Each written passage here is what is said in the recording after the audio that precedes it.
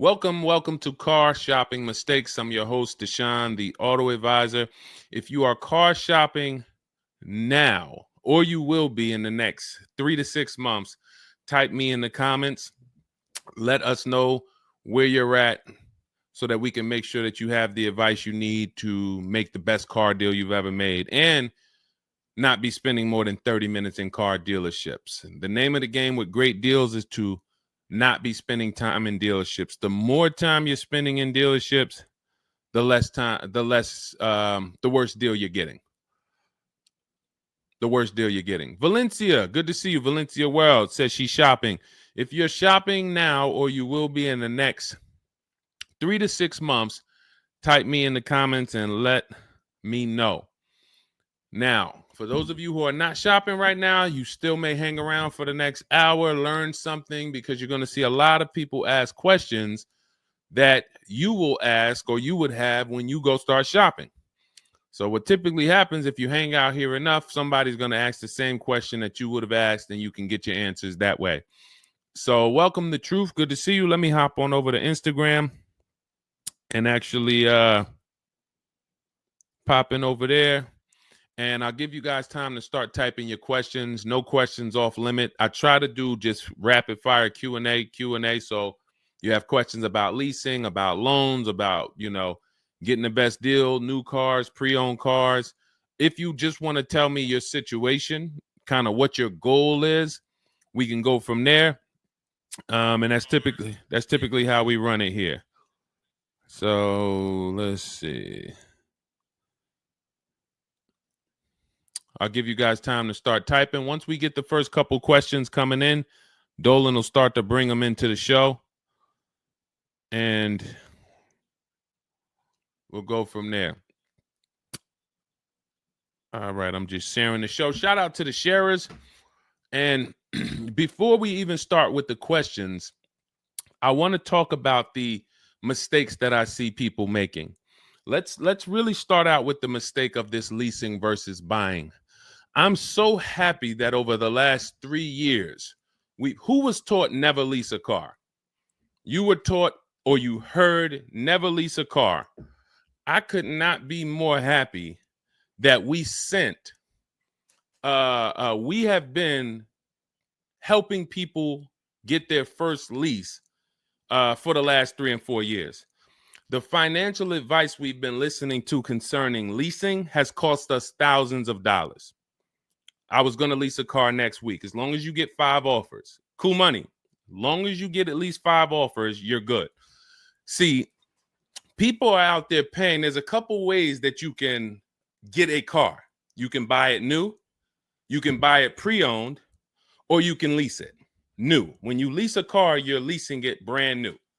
So if you look at the financial parameters, you ask yourself, if I buy a new car, how much will it cost me? Now, I want you to use this rule. Every $5,000 is about how much per month. This is not for the new people. If you're new here, type the number 1. Let me know you're new. You've never been on the show. I don't expect you to have the answer to this question. But if you've heard this before, then every $5,000 is about how much on a car payment. You may have seen this in my video. You might have seen this on a show. This is a principle we teach. I want you to lock this into your head forever. Let's see if anybody knows. Or we got a bunch of new people. Michelle's new. I see you. Cool Money's new. DJ Furious. Okay, I see you. Sandra Bonds on Facebook. You're new. Okay, a lot of new people checking in. We're live on YouTube, Facebook, Instagram, and TikTok. So if none of you know, I want you to remember this. Every $5,000 is about $100 per month. Good to see you, Digby, on TikTok. Every $5,000 is about $100 per month. So how do we turn that into a real budget? You look at a car, $30,000 divided by 5,000. You're going to see that's about 600. Well, that is 600. So when you see that a $30,000 car to purchase is $600, if you borrowed that money, now you know about how much that car is going to cost, about how much $600 a month will get you if you purchase. Now, if you lease, $600 a month, depending on the lease deal, could get you a $50,000 car. So we're driving. So if your budget is $600 per month, then you have a couple ways that you can get a car. You can go find a $30,000 new car, no money down. You're at about $600 on a 5-year loan. You can go find a $30,000 used car. You're about $600 on a 5-year loan. Now, for $30,000 used car, maybe it was like $45 when it was new. You get it for $30. Or you can get a $50,000, depending on the lease deal, brand new car that you lease. So let's drive this home. You have people pulling up in cars. They're all paying $600 a month. One of them is driving a brand new $30,000 car. They didn't put any money down. Another one is driving a $30,000 used car. They didn't put any money down. $30,000 car. Another one is driving a $50,000 brand new car. They didn't put any money down. Who's getting the most value? In the short term, it's the person driving the $50,000 new car. It's nothing you can say about that. It's no like, well, it depends. Nope. $50,000 brand new car, $30,000 brand new car, $30,000 used car. The person driving the $50,000 car at $600 a month is getting the most value, hands down. Now, in the long run, where do the people who buy win? That's where we talk about the 8-year rule. That's why if you're buying your cars and you're keeping it 8 years, you should be purchasing, not leasing. 8 years is when you win.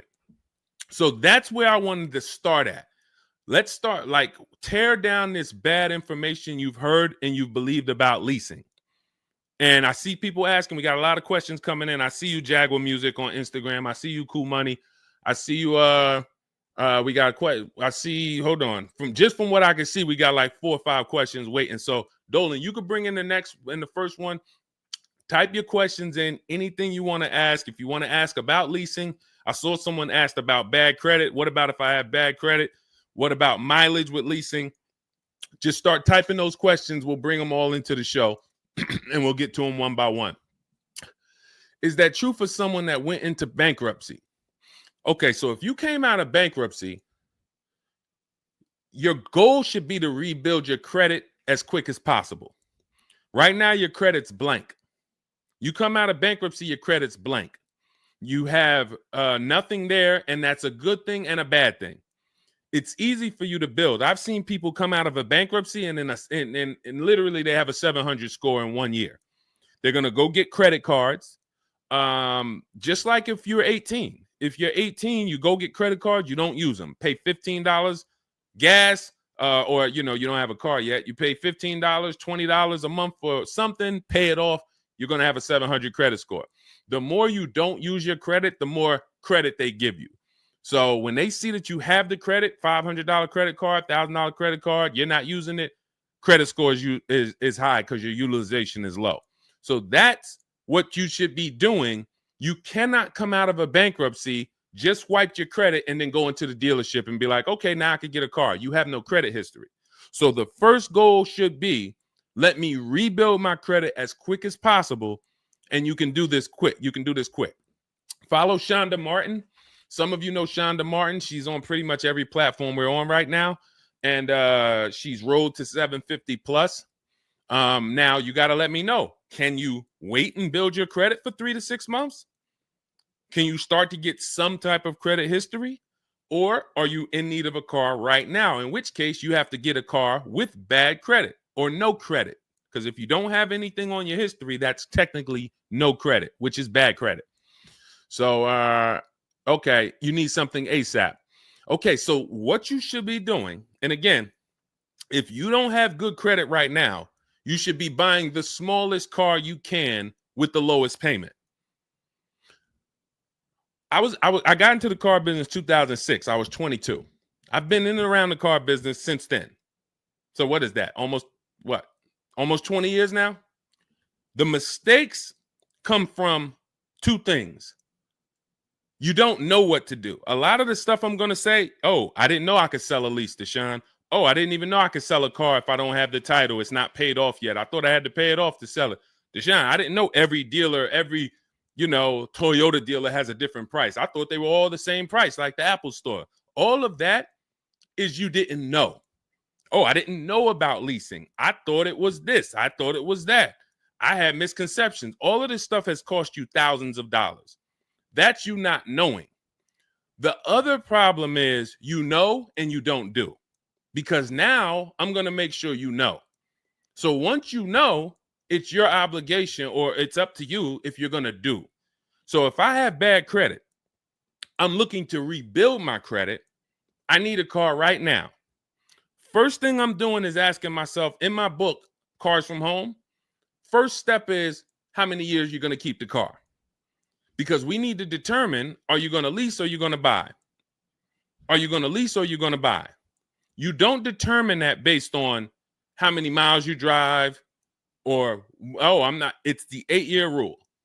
Are you going to keep the next car 8 years? Who keeps their cars more than 8 years? Type K.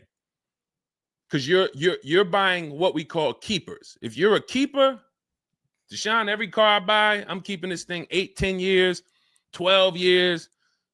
When the transmission goes out, I go and get another transmission. I see we got keepers. Shout out to the keepers. Michelle, we got Chantal. Who are the keepers? Sandra Bonds on Facebook. I see you. Where are the keepers at? K Mathis on Instagram. Keepers. These, you should not be thinking about leasing. Who's the keepers? See, we like to make this clear. Lon, I see you. Kara, keeper. All right. You need to be very clear, because people be like, Deshone, you talk about leasing a lot. Should everybody be leasing? No. Everyone who's not keeping their cars 8 years should be leasing. And if you don't have the credit to lease, your goal should be get the credit to lease. But so the first question I'm asking you, if I have bad credit, is how many years am I going to keep this car? Now, to those of you because if you don't have bad credit, or if you don't have marginal credit, somebody is going to have it. There's a lot of people getting hit in this economy, and they're going to have credit challenges and need a car. Why is this important? Because let's just say I don't have good credit, but I'm a keeper. That means I'm not thinking about leasing. I'm looking to get a car that I can keep for 8 to 10 years or more, and I don't really have good credit right now. No problem, because the goal is find the best car for the best price, and then I'm going to get a loan, and I'm going to pay more for that loan because my credit is bad. I still need to get a great price on the car. We got to talk about that. Separating the price of the car from the loan. Some of you are savvy and you understand this, and some of you just mix these things together. But when it comes to getting a high interest rate because I have bad credit, as long as I get a good car, once my credit is better, what can I do with that loan? So let's say I got a great price on a car. I got a car, it's going to last 10 years. It's perfect, but I'm paying 21% interest. So I'm going to fix my credit, work on my credit. And then once my credit is good, I still want to keep this car. What can I do with this loan? Refinance. That's a simple fix. But if you don't realize that you're a keeper, then you're going in and you're getting a bad car, 6 months, a year down the road, 2 years, the car's having problems because you didn't take it seriously that you needed a long-term car. So not only did you mess up the plan because the car is going to start having problems, now I got to see, do I want to fix the car, or do I want to, I got to make the payment, now my payment's due, but then the car's having problems. All of this can be prevented. And you need to know up front what your goal is. But if your goal is to lease, Deshone, I'm not keeping cars 8 years and I don't have good credit, you should be buying the smallest inexpensive car you can that you can get a loan on. $10,000 car, go drive it for 2 years, make your payments, and then switch into a lease. If you're driving a car, if you're buying a car to keep, then you can go and get a nice car, get the most car you can afford comfortably. You're going to have a high interest rate, and then you refinance that car when you actually get, your credit up. So this is all in my book.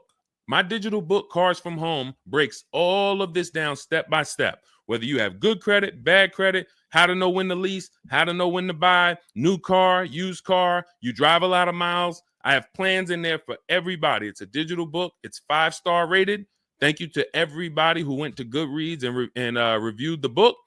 You can get a copy of the book. It's normally $97. You can get it as part of my launch offer for 75% off. That's $24. It's for 2 hours. So as long as you get there, go to my TikTok bio, my Instagram bio, the YouTube comments or the Facebook comments, click that link, and you'll see $24 for 2 hours. Once that, as long as you get it before that, you got it for $24 instead of $97. And you can have everything step by step. So you're not worried about, I'm trying to remember all of this. You can watch the replay on YouTube too. But all of this is everything I'm teaching is part of a plan. It's not me winging it. This all comes out of my book. All right, go ahead, Dolan. Bring the next one up. Keep typing your questions. I know we got a lot of questions coming in from all 4 platforms, so Dolan will bring them into the show. Just keep on typing. What is considered marginal credit? Now, this is going to depend on what you're trying to achieve. I like to see all right, who's a homeowner? If you're a homeowner, type me. Now, if you have marginal credit before you bought your home, your realtor or your mortgage person probably told you, go work on your credit and then get your credit to this to get a mortgage. A lot of people do that.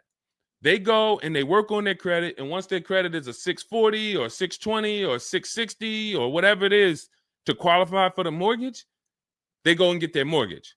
That's how it should be with a car. You want to get yourself, if you have the time, you want to get yourself to about that 660 mark. That 660 mark puts you, and I'm talking, do not use Credit Karma. Do not use Credit Karma. The amount of people who used to come into the dealership we run their credit, it's low 6s, 609, 590. And then they call me back, a couple months down the road. Oh, Deshone, yeah, my credit's better. And then we come in and they're like, yeah, I think it's up to about a 660, 680 now. And then we pull it and it's a 620, 630. And that's Credit Karma. Do not put yourself in a position where you're listening to Credit Karma. Pay. You can go to Google and you can type in, get my FICO scores. You want your FICO scores direct from the credit bureau. If you don't subscribe to a thing that gives you it before you go and make a purchase, you want to know what your FICO score is, not what a Credit Karma score is. But if you have the time, you want to try to get your FICO scores all above the 660, 670 mark. That's going to be in that good category. You can qualify for a lot of leases. Now, if you're in the 650, I want you to think about this. I have something I teach called credit and when it comes to profiles, leasing and credit. It's easier to get a loan to buy a car than it is many times to qualify for a lease. If you got a low 600 credit score, a lot of people will approve you. They're just going to approve you at a higher rate, higher interest rate. With a lease, it can work similar. But sometimes where you're in that low 620, 630, it's very tough to get approved. They're not going to take that much risk, but you may have a strong profile. So when you go into this, it's not black and white, guys. It's not like you can say, if my credit score is this, I'm done. What if your credit score is this, but you have a car payment already you've paid on time? When I worked for Mercedes, I worked for Mercedes for 5 years.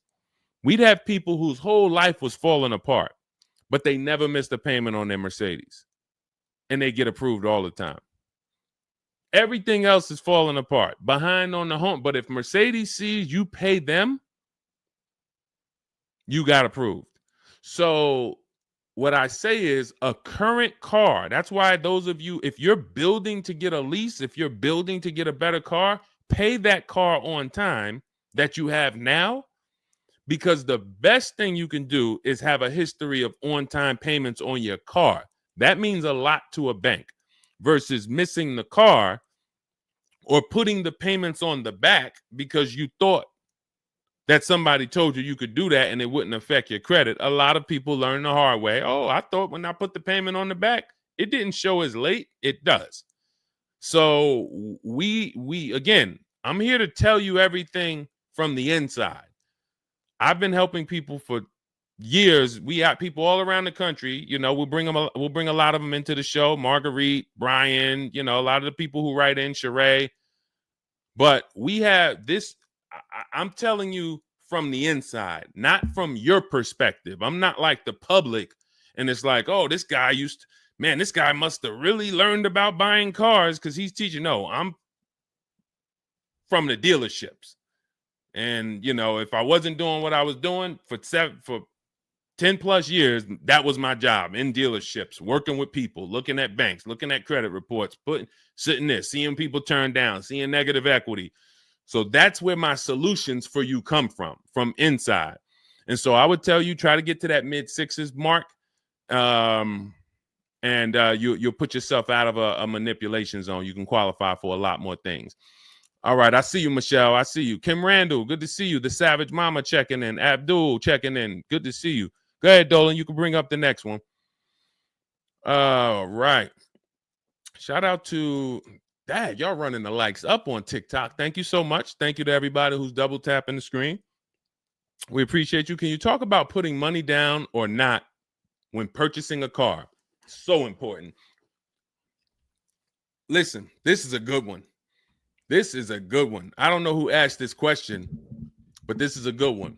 Can you talk about putting money down or not when purchasing a car? So here's how you want to make sure your down payment never gets taken if you are purchasing a car. You must separate your monthly payments from the price of the car. You make the mistake sometimes of going in and saying, what's the payments on that car? Who's ever said that? Hit the like button, type me. You ever said, hey, what's the payments like on that car right there? The reason why we don't do that is because you're actually mixing two transactions when you do that. Thank you for being honest.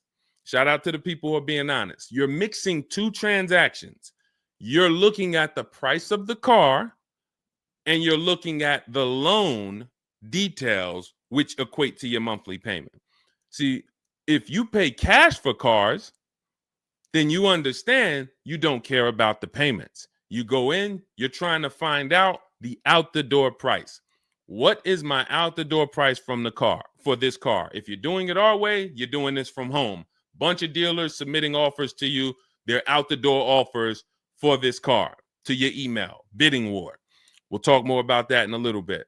That's the cars from home way. But once you get the out the door price, you then say, all right, that car that I want, $32,000, including all my tax, all my fees, $32,000. I pull up my auto loan calculator. How much is $32,000 on a car payment? Well, 5 years might be around $620 a month. 6 years might be around $550 a month. Okay. Do I want my payment to be that high? If I could afford that payment, do I want my payment to be that high? You see how we've separated the price of the car from our loan and our monthly payments. This has nothing to do, and this is what we call the 3 pillars of great car deals. 3 pillars. You cannot get a great car deal if you're mixing these 3 pillars. First one, who I buy my car from. Second, who I get my loan from. Third, who I give my old car to and sell it to. That's why we don't say trade here. That's a curse word. Forgive me if I even saying it. And if, we get some questions about trade-ins, we'll explain why we don't trade cars. So we have to separate these and bid out each one. You have so many online tools at your disposal that you just don't know how to use yet when it comes to your cars. You know how to use Amazon to go buy a TV.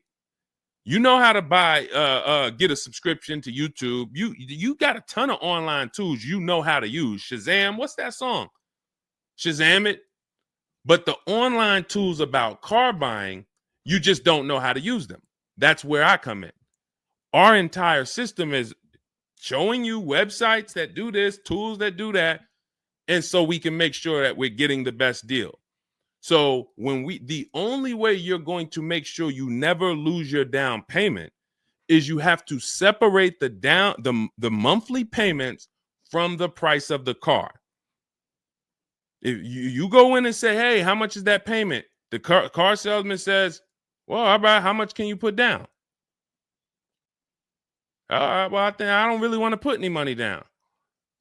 Well, all right. If I had to, I guess I could put down like 3, 4 max though. But I'm trying to be at like $600 a month. You're working your loan out with them. That's a loan. And let me tell you how. Let me show you why you can know you shouldn't be mixing these transactions. There's big money in all of them. There's a ton of people who want to sell you a car. There's a ton of people who want to give you a loan. They don't sell cars. Let me say that one again. There's a ton of people who want to give you a loan. They don't sell cars. They want to compete for your loan. That should tell you there's a lot of money in the loan business. Then there's a ton of people who want to buy your car from you. Your car you have now. You're the one you're like, well, I just normally go trade the car in. Well, how many offers are you getting when you trade the car in? Well, I usually just get the one from whatever the dealer says he's going to pay for me. Okay. So there's a ton of people who want to buy that car from you. They don't care about selling you a car, and they don't care about giving you a loan. So when you buy a car from a dealer and you give them your old car on trade-in and you get your loan from them, you just gave them 3 transactions. You did 3 transactions with them in one. Do you see why it's impossible for you to get a great deal doing that? Type $signs if that makes sense. Who's locked in? Because I know sometimes we only got a couple people that be watching. Some people, man, you're cooking dinner and you're like, I hear you, Deshone. You're not gonna save $5,000, $10,000 like my students, and you're cooking dinner and you're just trying to listen in on the side. Look, you're not gonna get this. Look, person got a Kia $439 a month, $35,000 car. Look, save probably $6,000 off the car. Melissa, $12,000 that she got from Carvana. Let me just read something from people who are locked in, so you can, maybe this will inspire you to get locked in. All right, this is Melissa. 4 days of leasing like a boss. That's our system we follow for getting our leases. Started with a Kia Telluride as first choice. Quotes for 36 months, 15,000 miles a year. Ranged from 642 to 653. Went to a Honda Pilot. Ended up getting quotes as choice B from 616 to 713 after contacting every dealer in North Carolina. She did this from home, right from home. She got after contacting every dealer, the dealer I ended up leasing from originally quoted me 719, came back at 616 in 3 days with 0 due at signing. This is on a, where's her car at? I can't see. Hold on, 616. Oh, that one wasn't clear. All right, here, let me read this one. Thanks so much for these resources. I read the entire book last night. Already been underway trying to put my deal together. What a great book. I have my quotes together, and now I'm ready to take the next step with the calculator. Big fan of your channel and the resources. However, when we shop for 12,000 miles per year, do we adjust to 15,000? So these are people who are taking action on a plan. So when you see the plan, there's going to be different results. If you're out here winging your car process, oh, I hope I did this. Oh, shoot, I thought I watched the Instagram video. They told me don't say that. I shouldn't have told them I had a down payment. You're not going to get it. You're not going to save $5,000 or $10,000 on your car payment, on your car transaction accidentally. You don't just slip into that. So lock in and grab this lesson now. I need to separate my transactions. Who I buy my car from is one transaction. I'm going to bid it out. I'm going to give a bunch of people an opportunity to sell me this car. If I'm looking at a used Toyota Camry, I want to see every Toyota Camry within 150 miles, and I'm going to narrow it down, and I'm going to pick the best one, independent of my loan. My loan is a whole nother story, because when I shop for my loan, I'm going to do the bank bidding war where I can have multiple people. I don't even want to mention that without telling you about it, because it's like, whoa, what's the bank bidding war, Deshone? Okay, so you can have multiple banks and credit unions compete for your interest rate in a small period of time, and it's going to weigh on your credit score like one hard inquiry. Like one hard inquiry. Mamba Mentality, I love the name. I love the name. Why can't I do a super chat? I don't know. Yinka, good to see you on Facebook. IB Johnson. On one hard inquiry. So let's just say, and so when you get your loan, how do we know that 5.2% interest rate was the best? How do you know that the 7.1 interest rate was the best if you have no other offers? And what we've been used to is we're just going to go with our bank. We're going to go with our credit union. We're going to go with the dealer's bank. Why? We're going to make these people compete. And when you do this, when you do it this way, you can have people compete in a short period of time and get multiple offers on your loan without it affecting your credit score. But it has to be done in a small window of time. Now, if you Google it, rate shopping, it'll say between 14 days and 45 days. You do it our way, it's going to take you 48 hours. And you don't do this until after you find your car. After you find your car is when you do a hard inquiry. You let these banks and credit unions compete for your loan.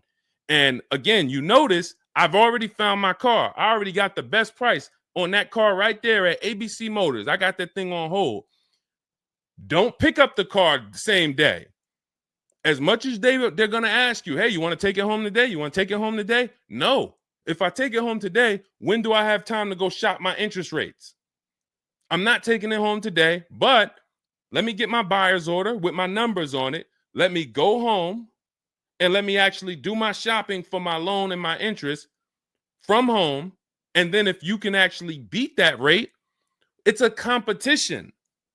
But because you didn't know that you could let multiple banks do this in a short period of time, you're only going to your bank. You coming back with a 6.49. Well, I guess that's good. What if somebody could get you a 5.49? Do you know how much a difference between a 5.49 and a 6.49 is on a loan? Could be $1,200. This is why we're getting all the money. So again, all of this is in my book, digital book, Cars from Home. You don't have to wait for it to come in the mail. You can have it by the end of the show. It's in my TikTok bio, Instagram bio, Facebook comments, and YouTube comments. Normally $97, but you can get it as part of our welcome offer for $24. As long as you get there before the 2 hours is up, you get it for 75% off. It'll have everything in there. That is the bank bidding war. If you're not, again, before we go to the next question, if you're leaving the dealership wondering, if I was to walk up to, yo, Deshone, what's going on, man? Hey, I just got this car, man. What do you think? Okay. Did you get a good deal on it? Yeah, man, I definitely got a good deal. How do you know? If you're not saying to me, yo, man, you know how many offers I saw? Man, I got about 6 offers on this car from different dealers. This was the best one. Okay, you did good. What about your loan? No, man, listen, my bank competed, credit union competed. The dealership told me none of their banks could beat what my bank gave me. Congratulations, man, you got a great deal. But if you don't have that same confidence, you did not get a great deal. And now you're driving in a $30,000 car, $50,000 car, and you don't have the confidence that you actually didn't leave thousands of dollars in these dealerships. This is crazy. And when you get mad and stop accepting it, you'll listen to what we're telling you to do. If you think you deserve that abuse, then you're going to keep doing the same thing. That's why you got to unlearn. Okay? So separate your transactions. Who I buy my car from, I'm getting multiple offers for. Who I get my loan from, I'm getting multiple offers. Who I sell my old car to, I'm getting multiple offers. And with the internet, I can do all of this right from my house, right here. All right. That's the Cars from Home way. Let's go, Dolan. All right. Keep typing your questions. I see you, Mamba Mentality. I see Mamba Mentality got a lot of questions. Samante Love, good to see you. Jay Bass, good to see you. Yep, Jay Bass. Separate transactions. Exactly. D So Chill on TikTok, good to see you. Lisa on TikTok, good to see you. Hector Ruiz, thank you, Hector Ruiz. Shout out to the sharers. Shout out to the sharers. I always got to take time to shout out the sharers. We can't do this without you. All right, how can I schedule a consultation with you? Also, does it make sense to lease a pre-owned vehicle? So let me answer the bigger part of the question first. Most leases are going to be brand new.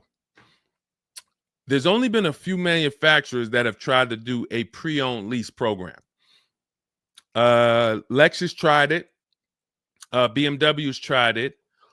And there's certain brands that can technically lease a used car. The reason why I don't like it is because it's not enough of a wide stream. It's not enough of a mainstream program to create competition. And if you can't create competition, then you don't know if you're getting a good deal. If you walk in to lease a brand new car and you're walking in and again, we don't do this. We never sit down in a dealership. We're there to test drive only. We're never talking numbers. But if you are doing it the old way, you're going to go in and then you're going to get a bad lease deal presented to you. And they'll say, well, I could lease you this 3-year-old one and it'll save you like $150 a month. How do I know that's a good deal? It might be affordable. And sometimes you confuse affordable with a good deal. It's not a good deal because you could afford it. I want to let that sink in. We confuse, you know how many people I watch get a horrible deal, but they go home and they're like, yo, man, they got me to my payment. Bad credit usually. A lot of people with bad credit will brag about yo, man, you got to go see Joe, man. Why do we need to go see Joe? Man, he got me in a car. Nobody else could. All right, let's look at the numbers. Dag, you're paying 24% interest. You know this is an 8-year loan? You know this is an 8-year loan. Oh, nah. I just, listen, man, Joe, you sending all your friends to Joe. Oh, look, and this car has 70,000 miles on it. You paid 28,000 for it? See, because they got you to a payment you could afford. So you thought, good deal. Now, I go into a Bentley dealership right now. Bentley's $300,000. And they say to me, we'll give you this Bentley for $150,000. So they give me somebody offers to give me a $300,000 Bentley for $150,000. 50% off. We're going out of business. Take it. Can I afford it? No. Is it a good deal, though? Is it a good deal? $300,000 Bentley, half price, $150,000. Many people, you don't have that in your budget to go and bring $150,000 dropping on a car. Now, if you want to do a business thing, go buy it for $150,000, quickly sell it to another dealer for $220,000. Okay, that's what we would do. But I'm not talking about that. I'm talking about just you alone. Affordability does not equal deal. A deal is a deal whether I could afford the deal or not. And the only way we know a deal is to actually get multiple offers. There's no other way. So I'm going to continue to say it. There is no other way. I've been in the car business since 2006. There is no other way for you to know you got a deal without comparison shopping. Same way if you walked into a grocery store and there was only one, you walk into the Dorito factory. There's only Doritos everywhere. No other competition. They sell them for $7 a bag. There's no competition. So everybody who's in the Dorito factory is paying $7. But when they go in the supermarket, Doritos competing against Lay's, competing against Wise. Oh, you can't be $7, Dorito. You might have to be $4 this week. You might have to be on sale this week for $2.99. Competition. It's everything else. So a lot of what I'm saying to you will click when you realize that you've been programmed to buy cars in a way that you don't buy anything else up. You don't buy anything else that way. Everything else you buy in your life is competition. People competing. Everything else only with cars, we look at one offer. So that's why when you come home, start to look at the whole market, you're going to love this. You're going to be like, man, I don't know how I didn't start doing this before. What I'm teaching is not, the whole Cars from Home system is not rocket science. We just use the internet to create competition. That's how we get crazy deals. That's how you see Alex graduated, was able to get a new lease for my partner, sold his old car to Carvana, bid that out.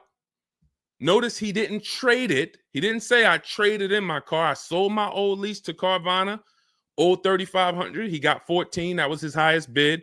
Went test driving, got a 2025 Hyundai Tucson, got a 1.3% lease deal, no money down, $42,500 car, $580 a month, and that's a 1.3% lease. Now, $42,500, guys, would normally be, with no money down, about $800 a month. Maybe about $825 for 5 years. He's paying $580. So when we talk about leasing keeps thousands of dollars per year in your pocket versus purchasing. Thousands of dollars, not hundreds of dollars per month, but thousands of dollars per year. So so to answer your last question, I don't do consultations. We have 3 ways we help the public: through my book, through our Shop with Deshone program. A lot of these people that you're seeing me share, they've either got my book or they're in our Shop with Deshone program. Just Ralph, Jen, Stormy. Just wanted to let you know that your package worked. $48,000 MSRP, no money down. She's paying $622 a month. That's normally a $900 payment. Marie, some of you know Marie from some of our other shows. We talked about her. Just wanted to reach out. Thank you. She used the book, saved over $13,000 off of her Mercedes, got her payment to be hundreds lower per month, maintenance included. Just wanted to say thank you. She got a 2025 GLC Coupe. Some people have this same car. You're looking at this car. You're like, hold on, Deshone, I got that same car. Did you get $13,000 off? Did you get $13,000 off? This is when we got to say to ourselves, whoa, what's happening that Marie got $13,000 off? I thought I did okay. I got $4,000 off. You see how dangerous it is when you don't get multiple offers? You thought, man, I negotiated, man. I was in that dealer for about 5 hours, man, to get that $4,000 off. Marie never went into a dealership and she got $13,000 off. So you just made a $9,000 mistake. So you could either change your behavior, go grab my digital book, Cars from Home, learn the same thing, use the same strategy step by step that Marie just used, and you could eliminate you making these types of mistakes, or you can continue to do what the car business wants you to do. So in my digital book, you have everything. That's why it's called 7 Steps to Saving Time, Money, and Avoiding Dealerships.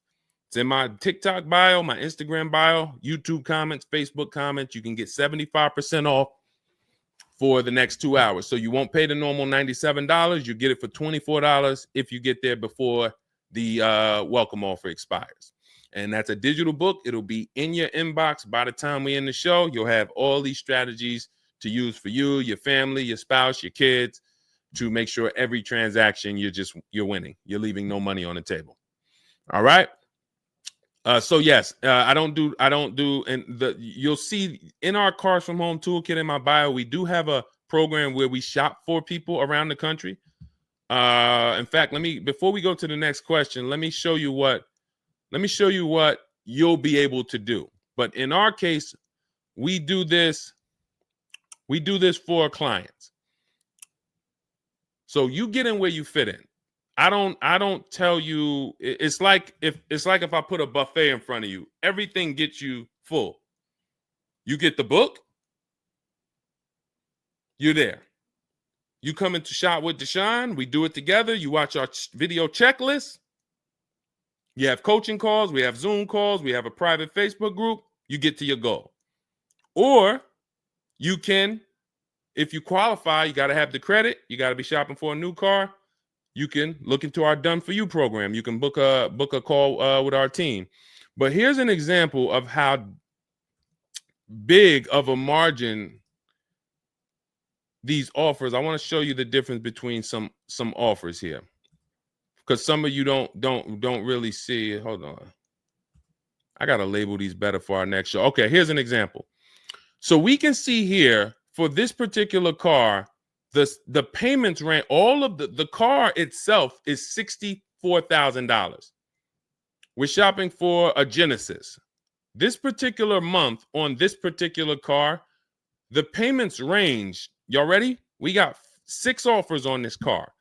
The payments range from, well, I'm just reading them to you. $973, $899, $1,102, $1,066, $921, $913.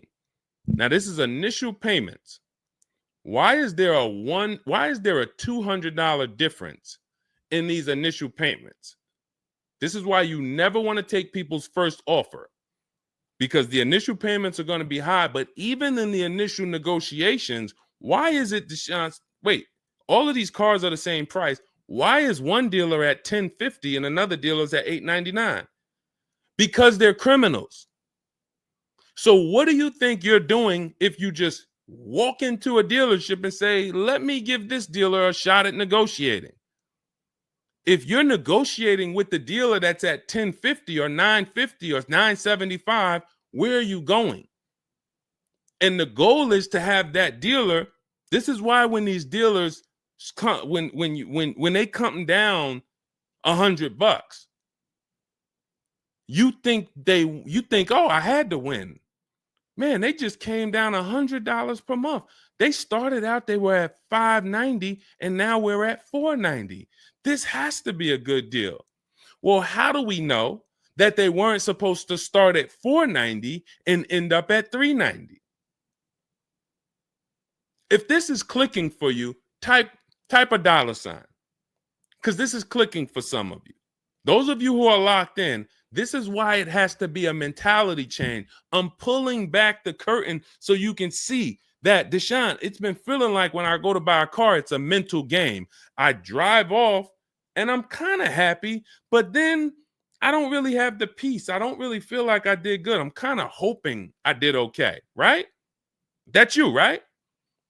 So I'm telling you that your gut has not been lying to you. I see you, P. Honda Fundamental Salon. Good to see you. Got my book. Use it. Use it and win. So your gut is not lying to you. I'm just the one from the inside coming to tell you that you closing your eyes and hoping things go well is not working. It's not going well for you. If you looked at other people, they're doing better. If you looked at people with strategy, they're getting cars for $200 a month less than you. They're getting $5,000 off less than you. They're leaving knowing that they got the best deal because they saw so many offers. You're hoping, and that hope is not leading to that hope is a bad strategy. So what you want to do is you want to change your mindset and realize that the dealer's whole goal is to keep you from shopping. If you burn that into your head about the car business, the entire goal of every dealership is to keep me from shopping their competition. And if you know that, then you're not going to go into the dealership. You're going to say, all right, how can I be at home and do this from home? Again, that's all in my book. But even if you want to make calls, there's some people, you've been on to this since 4 years ago. 10 years ago. You're like, Deshone, man, I knew, man, I don't go into those dealerships. I call around, I'm going to get me a bunch of offers. And by the time I get there, that's when I'm picking up my car. You've been on to this truth for a long time. Some of you, I'm not telling anything new. Some of you, you're like, whoa, I didn't know that really. I thought that it was all about going in and just negotiating. No, because 80% of dealers are never going to give you what we call a below market deal because they got too many other people walking in that's willing to pay a higher price. So you have to find the dealer who is going to give you that low payment out of the whole market. That's why this is a bidding war. And when you start to do this, you're going to be like, yo, why does it seem like this is kind of fun now? I kind of enjoy this. Is like a game. And you're the prize. So instead of feeling like you're begging, oh, come on, can you do another $500 off? Come on, man. I'm only asking. Get me from 520 to 499, man. You're begging. So instead of begging, you got people now competing for you. Whole different story. That's what we want. That's the transformation we want for you today. All right, let's go. Dolan, next question. All right, Fundamental Salon, I see you. I see you, Jay Bass. I see you, Randall Pine Straw. You got the number 3 gifted badge. Thank you. Y'all lighting up the lights on TikTok. Thank you so much, Monica 9300, BKS Aggie, Timothy Garces, Drew Saberton reposted the broadcast. Thank you so much. Shout out to everybody sharing this. What about military personnel? What's the question? Just rewrite that question because I don't know. What's the question? I know what about military personnel. I don't know. Are you asking about military rebates? I don't know. So just kind of give me a full question, and then I'll be able to give you a better answer. Hello, I'm planning on purchasing a 2025 Escalade. Any negotiation between the MSRP and the invoice? Of course. Now, if you walk into a dealer and you say something like that, what is the dealer going to say? So let me ask everybody who's watching. We're live on Facebook, TikTok, Instagram, and YouTube. If this person casually walked into the dealer and said, hey, is there any negotiation between the MSRP and the invoice? What do we think a smart dealer is going to say? Not an honest dealer, a smart one. Thank you, Sassy. No. No. And you know what's crazy? They're going to say it in a way that makes you believe it. So if I put my car salesman hat on and I switched it to kind of for myself, this is what it would sound like. Or is there any negotiation between MSRP and invoice? Not really. On these cars, I mean, we don't even have a lot of them. A lot of people are trying to get them now because the tariffs are about to hit. And even though this is an American-made car, some of these parts, they're produced in Mexico. So there's not, we really like to, a lot of dealers are selling them over MSRP. In 10 seconds, I just took you to, whoa, but can I get MSRP though? See, that's why I'm never training you to go in and negotiate with people that negotiate every day, 3 times a day for the last 10 years. You're just not going to be a match. You might negotiate office furniture. Yo, Deshone, I do office furniture. A car salesman couldn't come in and negotiate with you on office furniture. But you can't go into a car sale and negotiate with car salesmen because, again, the psychology, we just know every question to ask, everything to say. It's a mind. And so some people use it for good and some people use it for evil. And so how do we find out what the discount is on the Escalade? We talk to multiple Cadillac dealers. Now, if you're doing it our way, in my book, I have scripts that I wrote for you. It's all by email. So there's a reason that people can actually go in, use this book, use these scripts, and come out with great deals. This is Trey. Trey got 3 cars using our system. He says, my son was in the market in 2025. He just got a 2025 Blazer. He said, I started sending emails in the wee hours of Tuesday morning. So those are email scripts that I wrote. They're in my book. You have access to them when you get my book. You're using all my scripts. We're not talking. We're not doing any of this by mouth and saying, oh, I got to remember What did Deshone say? Don't, oh, I didn't want to say that. None of that. There's no room to make a mistake. We're just typing, copying, and pasting. He says, emailed 25 to 30 dealerships, got 8 offers, closed the deal in 2 days. 2 days. So some of you, you're like, Deshone, I need a car in like 2 weeks. No problem. Trey got his in 2 days. So once you start this process of engaging with the dealers, you'll get a car in 3-4 days if you're slow, because that's the way it's set up. So he gets a $56,000 car.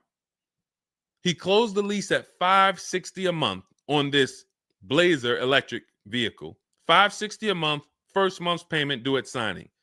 That is a $56,000 car. And he's gotten 3 cars. He said his first one with our system was 2.5 years ago.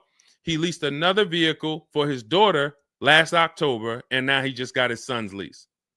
1.5% lease, a 1.33% lease for his daughter, and a 1% lease for his son.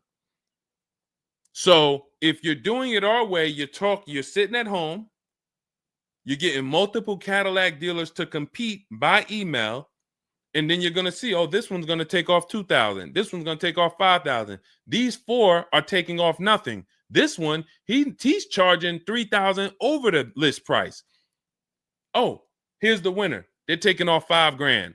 That's the best offer. Now, sometimes you get a deal like Sean, and we never know when the bottom is. And let's take this Genesis. Perfect example. This is a 2025 Genesis GV80. As you can see right here in writing, if you're on TikTok, you can't see, but if you're on Facebook, YouTube, or Instagram, you can see. You can see, let me just take that comment down real quick, Dolan, so I can show the discount at the bottom of that sheet, please. Just snatch that just for 1 second. Look at that. $8,469 off retail price. Brand new 2025. Okay, you could put it back up, Dolan. Thank you. So when you look at that, this is the lowest offer of multiple offers. Maybe $8,500 is the best discount on this particular vehicle. But when we go to Sean, let's go to Sean. F-150 Lightning, XLT, $73,000 vehicle. What's his discount?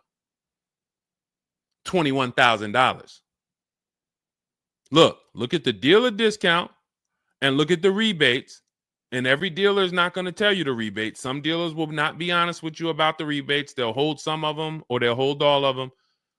When he got all his offers, he saved $21,000 off the price of the car. So how do we determine, to answer your question about the Cadillac Escalade, what's the discount between MSRP and invoice? We don't know. Could be the best discount could be $3,000. The best discount could be $5,000, could be $10,000, $12,000. We don't know. And because you don't know, you cannot negotiate. If you knew that the best discount you could get on a Cadillac Escalade was $8,000, you knew that, then it would be easy to negotiate. I'm just going to go on. All right, man, come on. You're at 6,000. Nah, man, I want another 1,000 at least. I'll let you keep the last 1,000, but you got to get me to 7 because you know the bottom, $8,000. No car that we go in to get do we ever know what the bottom is. So what you're doing is you're feeling for the bottom. But if Sean thought $10,000 off was the bottom for his F-150 Lightning, then he wouldn't have got $21,000 off. That's the danger. So when I say to you, you're leaving $3,000, $5,000, $7,000 on the table, you can't say to me, Deshone, no, I'm not. Because I get so many offers, man. I know I'm not leaving money on the table. You don't know you're leaving money on the table. I got $8,000 off my Infiniti truck I got when I leased it. How do I know that was the best offer? Because I had 7 other offers.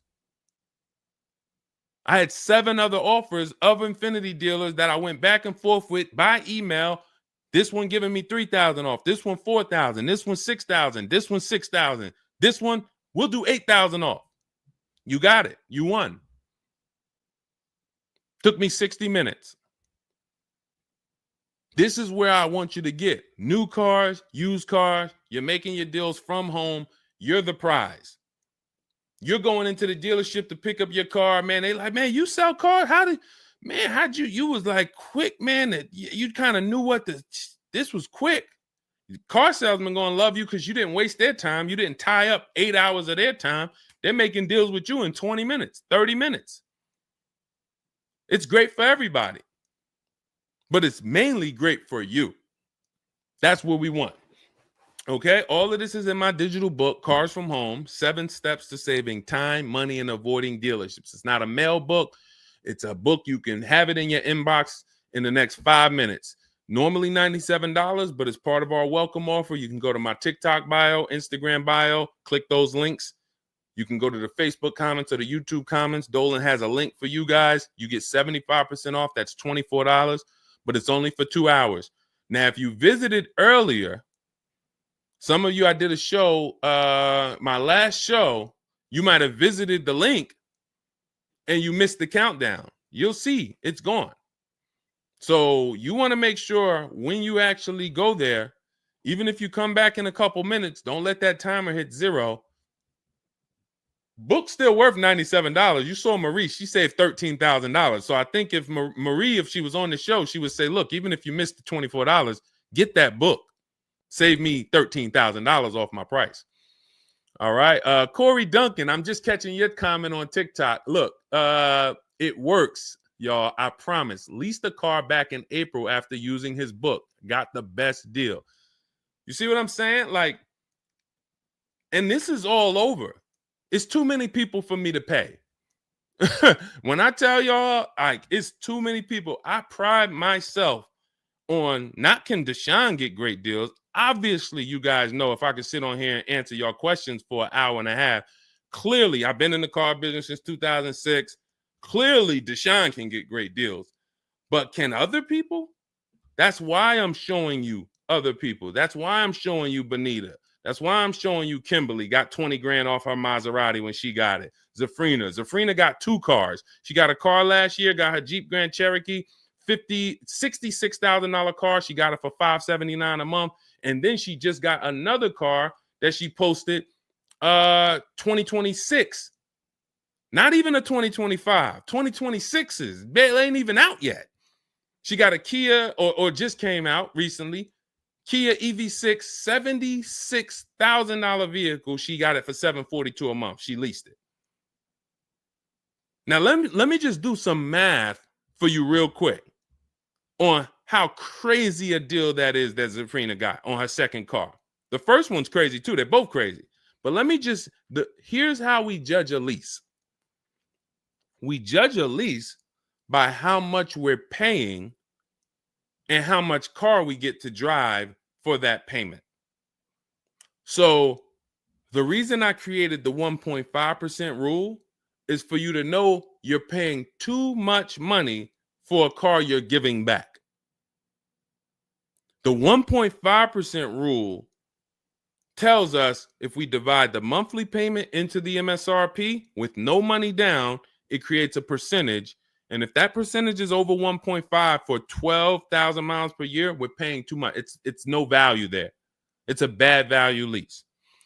Let's look at Zafrina's deal that she just got. She's paying $742 a month, and she got a $76,000 car.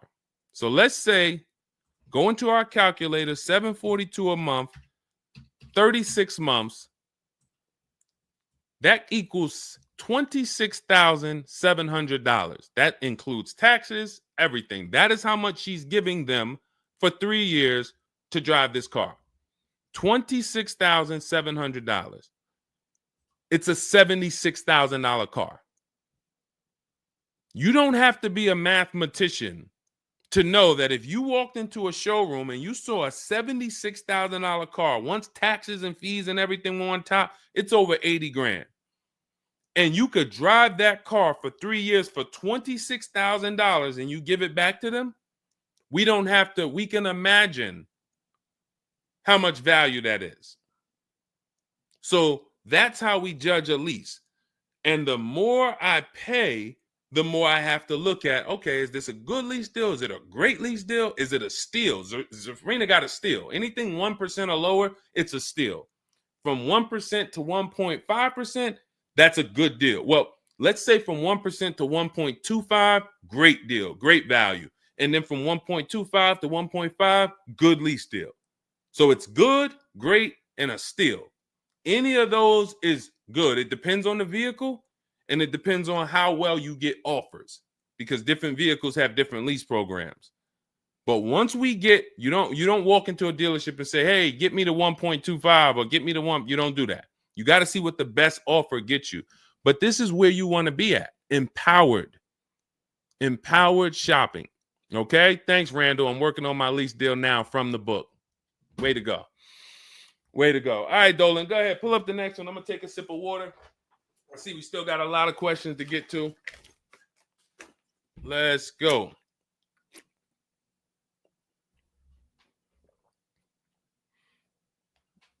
Mark is me. Good to see you on Instagram. Checking in. All right. Let's go. Does it matter if you email or call a dealership to find out the best price? All right. No. You just got to realize it's going to be different things that come with phone. The reason why. Okay. Who's a good negotiator? All right. Let me put it like this. Who's not a good negotiator? Let's be honest. Who's not a good negotiator? Type me. You're just not. It's not your thing. You don't really like confrontation. Not a good negotiator. Let's go. Who's going to be honest? Oh, we got a bunch of good negotiators on here today. Bunch of good negotiators. Where we at? Hershey. What's going on? Randall, Sassy. Who's okay.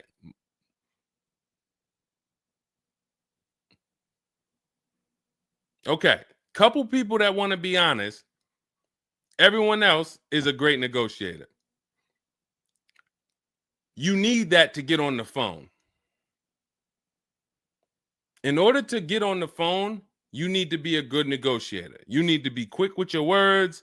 You need to be, and that's what's going to happen when you're calling to get deals. Now, if you're calling to get deals, you just need to be able to know exactly what information to give and what information not to give. So let's just say you call in and you're trying to get an offer, and somebody says, "Hey, wait, I need your credit." Okay, are you gonna say, "Well, no, actually, the people who I've been working with, they haven't been asking for credit. Just assume tier 1," or are you gonna, fumble through that? And if you so this is what you're going to get. That's why I say if you're calling, you could try asking for sales managers. But the reason why email far exceeds getting the offers by phone. Now, look, getting the offers by phone is way better than walking in. But if you get the offers by phone, you still have to you have to try to lock down who the good dealer is, because you're not going to really have anything in writing. And that could be a problem. That could be a problem, because whenever you're going in and you're thinking this, that's why everything we do is from home. Your credit app is done from home. If I'm talking to somebody on the phone and I feel like I done talked to maybe 8 dealers, I got 5 offers, and one guy, Matt over at, that dealership it feel like he's being honest. He's giving me the offer. He told me this is what your payment's going to be. It includes taxes. It includes everything. Or this is what I'll sell you the car for out the door. Okay, I'm doing the credit app online because I want all of that firmed up before I get there. I have a video we're going to put out soon about a dealer who we just experienced this shopping for a client, where the dealer put something in writing. And then when we did the credit app, or the client did the credit app, changed the offer. So when they changed the offer, that means they didn't want to do that offer to begin with. Oh, no, they didn't change the offer. They said the car was sold.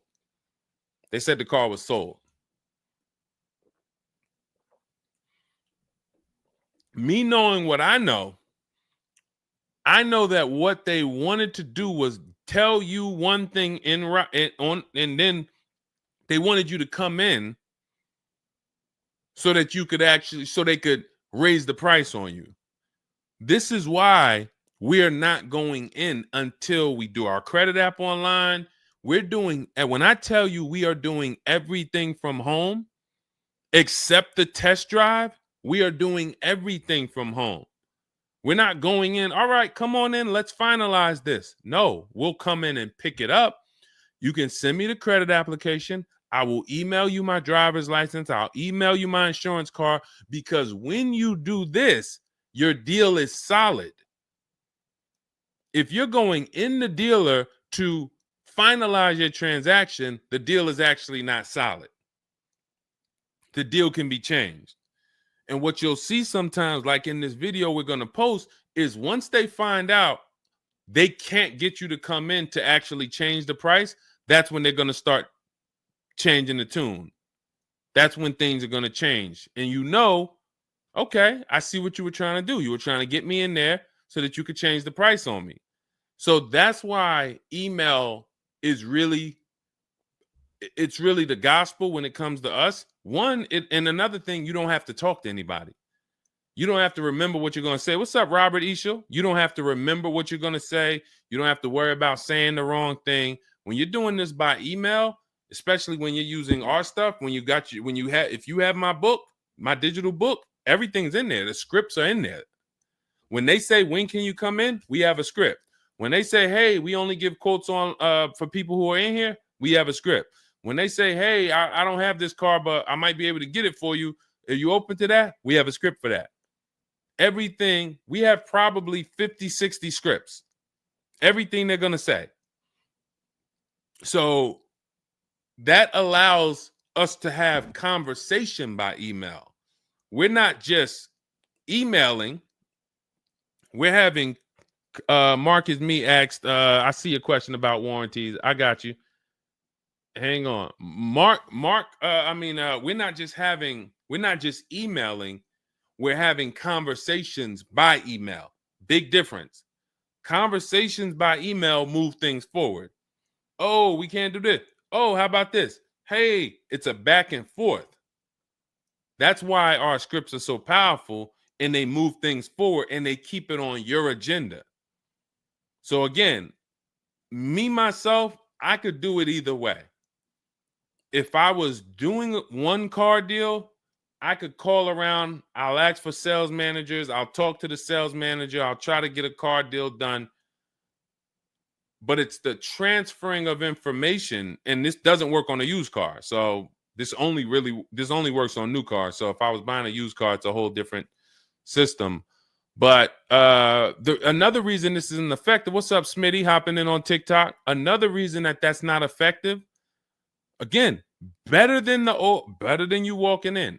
I'm just being straight up with you. If you told me is that better than me walking in? 100%. Get on the phone. You will do way better on the phone than walking in. But compared to email, you ask me like email or phone, which one's better? Email crushes it because I can have conversations quicker. I have stuff in writing. I don't have to worry about not having something in writing, and I show up and I thought that it was this and then it's that, and then it's nothing I need to remember. Yeah, I think that's enough. I think that's enough. So again, in my book is all the scripts. And without you knowing what to say when they say this, then the conversation is going to move slower and you'll be typing everything manually. What should I say to them? All right, what should I say to this? When they say, oh, can I have your full address? Okay. These are the things that you want to know how to respond to. Okay. All of that is in my book. But again, either way is better than walking into the dealerships. Walking into the dealerships is where you're going to lose. All right, go ahead. Next question. Kevin Carroll, Jamie Rodriguez. Good to see you. How do we apply for a soft credit pre-approval? You have to find a bank or a credit union that does it. If your bank or credit union should be the first people you ask, can you get a soft credit pull pre-approval? Because the soft credit pull pre-approval doesn't start the rate clock, doesn't start first of all, the rate clock starts at the hard credit pull, which means your credit bureau, Equifax, Experian, TransUnion, they're looking now and saying, okay, you have a certain period of time where you can do more of these to actually get different rates. But once that period of time closes, we're going to update your credit score. So let's just say you get that hard inquiry, and when it closes, your credit score drops 10 points. Okay. Had you gotten 3, it would have dropped 10 points. In that window, same 10 points. But if you let the window close, then you go and get another hard pull. When the next window closes, it's another 10 points. That's why we don't want to be moving like that. We don't want multiple hard pulls in a spaced out period of time. So you want soft credit pull, and if your bank or credit union doesn't do it, go to Google. Go to Google, type in soft credit pull pre-approvals. Find a bank that does it, because all you want to do is put your budget together. This might not be who you get a loan from. It's just for you to put your budget together. And if you've ever bought a house or you got a mortgage, you'll see, all right, you might pre-approve me for, 4.25 interest rate. And then once I go to get my loan or my mortgage, it might go to 4.3. It might go to 4.6. It doesn't matter. This is just to budget. You need something so that you can know how much you can spend. That's the purpose of the pre-approval. So it's no reason for you to ever give a hard credit pull. You are much better off just using the rule of every 5,000 is about $100 per month. Burn that into your head. Every 5,000 is about $100 per month. So that means when I'm looking at this $30,000 car, that's $600 a month for 5 years. What if I want it to be $500 a month?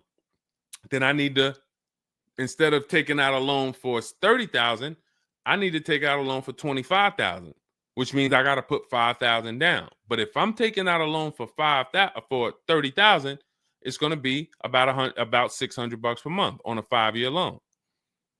You could go to 6 and it'll drop it a little. For 6, it'll drop it another, But if you don't have that rule of 5,000 in your head, you're too off in your budgeting. You need to have some type of anchor to what this car should cost me. If I'm looking at a $50,000 brand new car, I don't want to be able to, give me the $600 a month on that. Wait, Deshone already told me every 5,000 is $100 per month. How am I looking at a $50,000 car and saying get me the 600 on that? Just divide 50,000 by 500. You're gonna see, oh, that's 1,000. This thing costs 1,000 a month on a 5-year loan. Yes. No money down. Yes. This keeps you from getting in trouble. This keeps you from leaving out the dealership with a 9-year loan. You're at your payment, but your loan is for daggone. It's like if you might not know, there's 50-year mortgages. Who would take a 50-year mortgage? Anybody? Anybody volunteering for a 50-year mortgage? Any takers? I didn't think so. No. Why? If you went into a house, $500,000 house, and they said your payment is this for 30 years, but if you take a 50-year mortgage, it drops to this. Nobody on here would be like, okay, yeah, give me the 50-year mortgage. They're available because we've learned that 30 years is the longest you would take a mortgage. And that needs to be 72 months with cars. That's why I tell you 72 months should be the longest you ever consider for a car loan. And if you go in with these parameters, nobody can take advantage of you. All right. All right, let's go. We'll wrap in a car. We're almost done. I say let's go. I see we got maybe one or two more questions. We'll see. For lease, I can only go through the dealership finance department. We'll bring that one in next. I see you. I see you on TikTok. Anita, I see you. What's going on? Warranty extensions worth it? Oh, you mean extended warranties? Okay. Are extended warranties worth it? Depends on the car. If you with warranties, you're asking yourself, what's the odds that things are going to break on this car? And then how expensive are they to fix? And this is why when we get cars, we do something in step 4 of my book. There's a 5-minute process we do. It's a Google check where we check reliability. Every car you look at, you should be typing into Google 2025 this reliability. If you're buying a used car, you should be typing in 2023 Kia K5 reliability. And then you skim those articles. Thank you, Renee Cunningham. You skim those articles, and then you see, what are the third parties saying about this car? Are they saying the reliability is less than normal or less than average? There's tons of people who were in love with a car, and then they do this 5-minute exercise and they see owners are reporting electrical issues with the car, software problems with the car. Owners are complaining about the infotainment system in the car. So this is this is what we call bad DNA. This is not something that when we buy used cars, you'll see in my book and you'll hear me talk about on the show. We screen down used cars with title history, service records, accident history. That's how we make sure it's a quality used car. Title, service records, accident history. But you could put all those things together, and if you got a car with bad DNA, it has electrical problems, none of that will fix it. So, Deshone, I did that whole search you told me, man. I did everything. I narrowed it down. I got a good car. I got the best price. But, man, the car is giving me problems. You skipped step 4. You didn't do that Google search I told you to do, right? No, I didn't, man. I didn't do it, man. I skipped that. That right there, now you got a great deal on a bad car. So the things I'm telling you to do take 5 minutes. Nothing that I have talked about on this stream takes 2 hours or 1 hour or 45 minutes. Shoot, I have my car in 60 minutes. I do the whole process in 60 minutes. So not one thing I have told you takes more than 15 to 20 minutes at a time. So this is a 5-minute exercise concerning this question somebody asks, are extended warranties worth it? So extended warranties cannot fix a car with bad DNA. You want to skip that. So once you find out, okay, I got a car. For example, there's certain Nissans, when you pull them up, you do you're going to type in the year, the make, the model, longevity. Going back to the keepers. Everybody who answered earlier, they're a keeper. You buy your cars, you keep them more than 8 years, type K for keeper. You don't lease. I don't want you thinking about leasing. But if you're keeping, you need to think about warranties. Just like people who lease don't need to think about warranties for the most part, unless they're a high mileage driver, they're getting a high mileage lease, they're not thinking about warranties. So if you're a keeper, you're thinking about warranty, which means you need to look at longevity.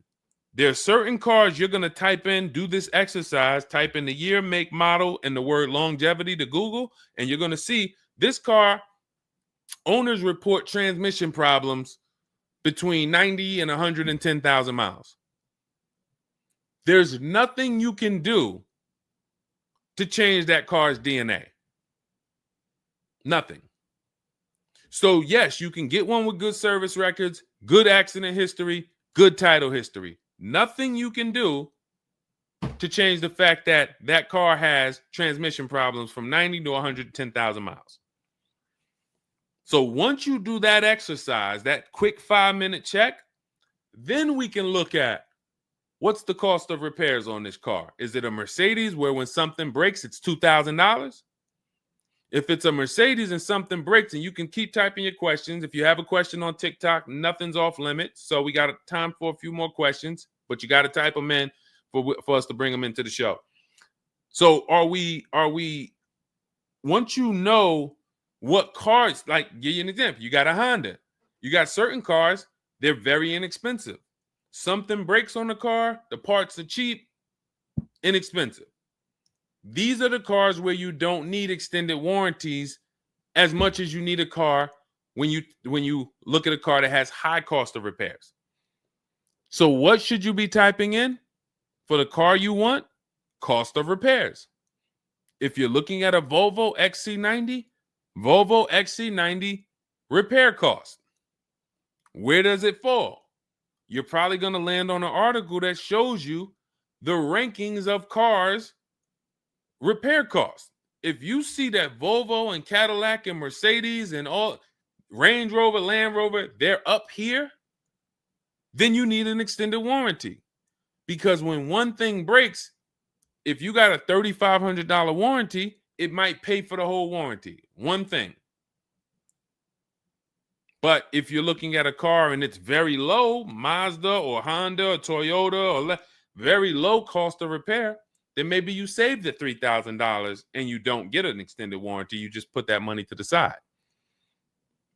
So it's going to depend on the car. When I worked for Mercedes, if somebody was buying a Mercedes, I told them, go in there, finance department, buy as much warranty as you can afford. That was my words all the time. Buy as much warranty as you can afford. IDK, following your book to secure a lease. How do I get it without putting money down? We don't shop with money down. So you haven't gotten to that section yet. I'm glad you have the book, IDK, but there's no scenario when you're using our templates and scripts where we shop for with money down. In step 3 of the book, which is deal-focused budgeting, I explain how down payments come in, and I explain the risk of down payments. But when we're in step 5, which is reaching out to dealers, where we're getting our offers, there's no down payment that ever comes into the conversation. All of our lease offers are with first month's payment due at signing. That's not a down payment because it's just like when you rent an apartment, you pay your rent at the beginning of the month. When you lease your car, you pay the payment at the beginning of the month. And that's it. That's not a down payment. That's your first month's payment. But no, all you do is just follow the book. There's no again, and stay on the steps. Here's what I want to drive home when it comes to this book. And I see we had somebody, Linda March, on Instagram. I see you. Grab Linda March's question, please, on Instagram, Dolan. Do not read this like this is some seminar. There's 2 types of people who use the Cars from Home stuff. All of our stuff is made to be like you having a conversation with me. If you jumped on the phone with me and you said, Deshone, this is what I want. What's my first step? I would give it to you and then you go do it. I wouldn't say to you, okay, Linda, you're going to do this. And then once you do that, go and do this. And then once you do that, go and do this and then do that. And then by the time you finish this, you'll see this on this website, and then you'll be ready to pick up your car then. How would that go for you? Carrie Ann, Gifted Hands Cash, good to see you on Facebook. Well, how would that go for you? You would be like overwhelmed, confused, messing up. That's the way it is when you get my digital book, Cars from Home, and you read it straight through. What you're seeing all the steps. The last step 7 is delivery or pickup, and I'm congratulating you. You did it.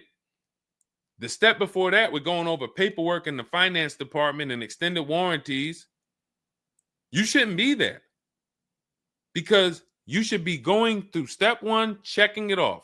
Deshone told me do this. Step 2, check it off. Step 3, and then once you get to step 7, which is delivery, check, just picked up my car. It's a checklist, not a Bible or a almanac for car research or car studies. That's not what it is. And so I want to let you know that so that you don't come in thinking you're about to learn a lot about cars. In fact, that's how it was when I first started. My first book was called 52 Car Buying Questions Smart People Don't Ask that cost them thousands. 52 car buying questions smart people don't ask that cost them thousands. That book's not for sale anymore, but if you Google it, it's highly rated. People loved it. People said, Deshone, I use this book, man. I learned so much and I got a good deal. Because I still was teaching you how to get to the multiple offers, but it was too much information. That was when I came and I started teaching and I said, I want to teach you everything I know. No, the way my book now is, Cars from Home, 7 Steps to Saving Time, Money, and Avoiding Dealerships, is to get you right from where you're at to your car. 90 minutes, 2 hours from home. Boom, boom. Little small exercises here, 10 minutes here, 5 minutes there. Boom. All right, I'm picking up my car. So that's why we have the success stories that we have, because of the fact that it's a focused step-by-step book. Okay? So you can get your copy in my TikTok bio, my Instagram bio, the YouTube comments, or the Facebook comments. It's 75% off. That's the welcome offer. It's normally $97, but you can get yours for $24 as long as you get to my bio and Instagram, TikTok, or the YouTube comments or the Facebook comments before that 2 hours expires. This is Brian, just got his first ever lease using the book. Thank you, Brian. 2025 Honda HRV, $30,000 car, $395 a month. That's a 1.2% ratio. No money down. Initial quotes from that dealer was $434, and he used the counter offer calculator and got it down to $395. So that's his best offer, not to be confused with his only offer. That's his best offer that went from $434 down to whatever he ended up paying to get it to 1.2%. So that is how you want to do it. Step by step, go grab your book. Make sure when you get your book, screenshot the thank you page, because my support team's email is on there. Sometimes you're typing fast, you misspell your email, but as soon as you actually pay the $24 and get your book, you'll see the book is on the thank you page. So you can click that link, open it, save it. Make sure you save that link, because every time I update the book, that link is your master link, and I also email you a copy. Okay, and then you'll have everything we teach step by step to get as many cars as you want. You'll see, you'll be like Sheree, you'll be like Zafrina, 2 and 3 and 4 cars. Rosalie, 4 cars. Ken, we talked about. Trey, we talked about earlier, 3 cars. These people have been with us since 2021 and 2022. So if you're new here, you got people that's already 3, 4 cars up on you using what we use, and catch up. All right, go ahead, Dolan. I saw we got a couple more from Carrie Ann. We got Linda March. Following your book to secure a lease, how do I get it? Oh, that's what we just answered. We already answered that one from IDK. I saw you grabbed it, but I answered it before you grabbed it. Carrie Ann Gifted Hands. Evening. Okay. Can a dealership... I'm sorry. I'm having trouble reading. I'm going to have tea on these broadcasts, because can a dealership take your newly purchased vehicle to a private mechanic without telling you?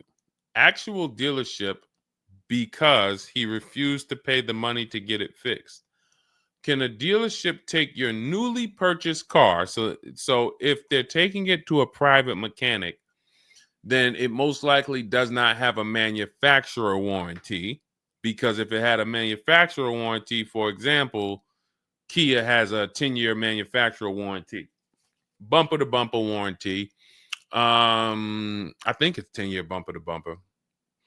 But when the manufacturer puts a warranty on a car, dealerships don't really want to take it anywhere, because the manufacturer is covering the cost. They're covering the cost of the parts. They're paying the dealership for the labor.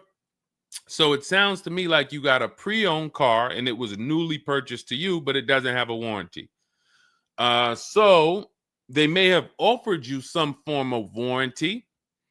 Maybe they put something in writing, and whenever you buy a car, you should have something in writing on the buyer's order. This is why we have a whole step in my book for paperwork and protection. That's step 6, because you need to have certain things in writing before you actually take delivery or pick up.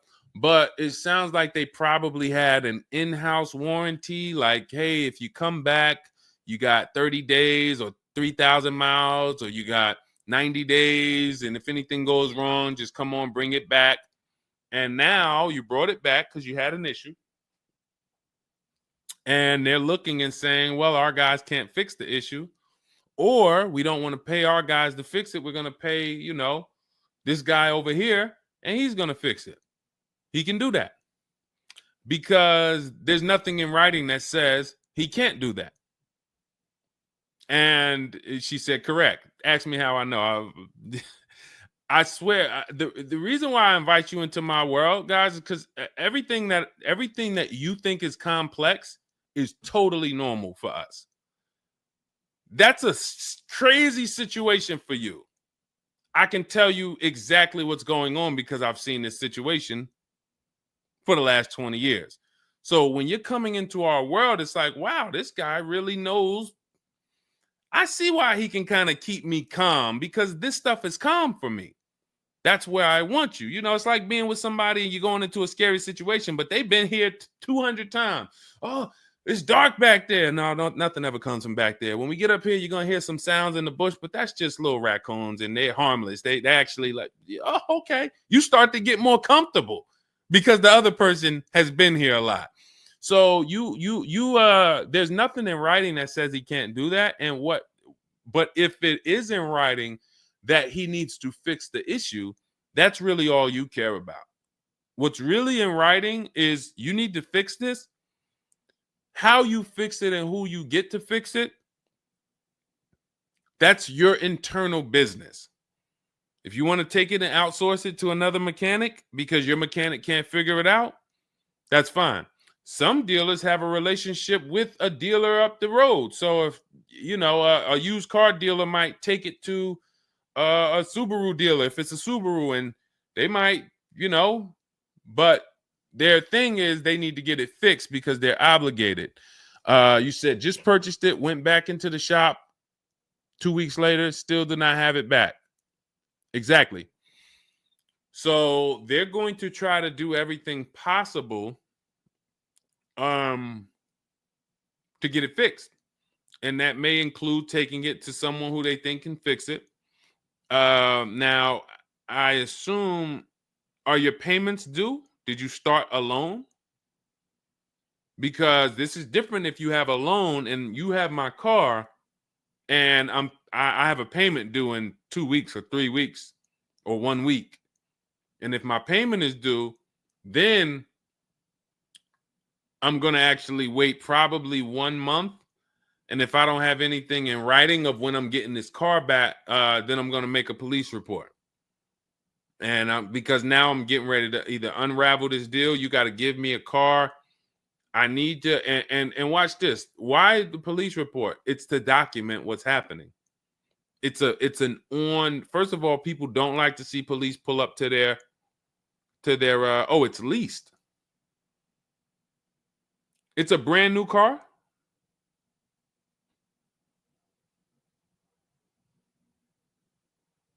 It's a brand new car. Most leases are brand new.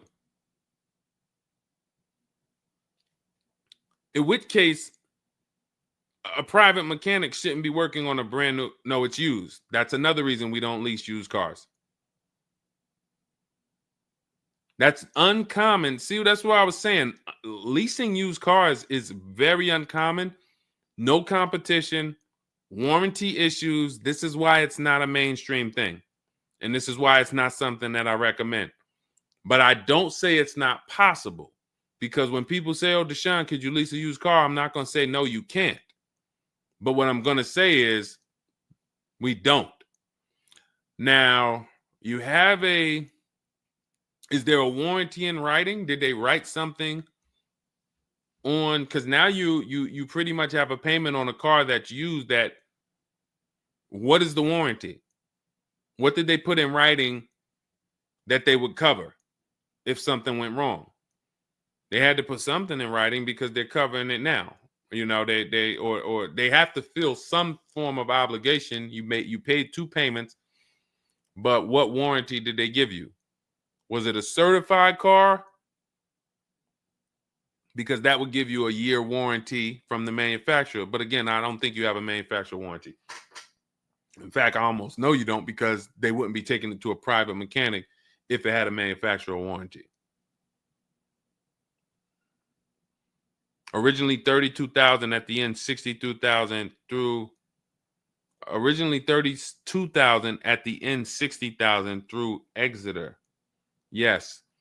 Well, I mean, originally 32,000. I don't know what you mean by that. Is that your mileage? I need to know. Did they put something in writing saying that they were giving you a warranty?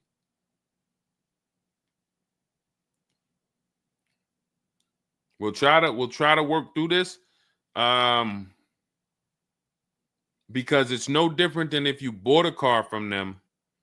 There's a bank involved, but it's a used car. It's no warranty, and they're pretty much holding on to it and trying to fix it. And if they can't fix it, we need to know, are they obligated to fix it or not?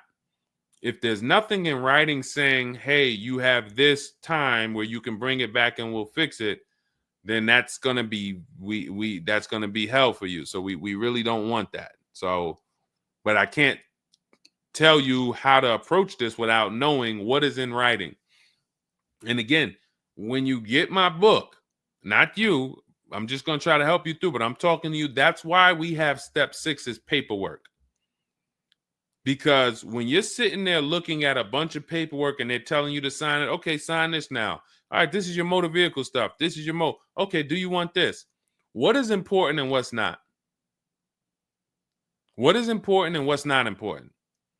Out of all of this stuff, there may be 1-2 words on here that I need to know. I need to look at that buyer's order, and I need every used car, every single used car.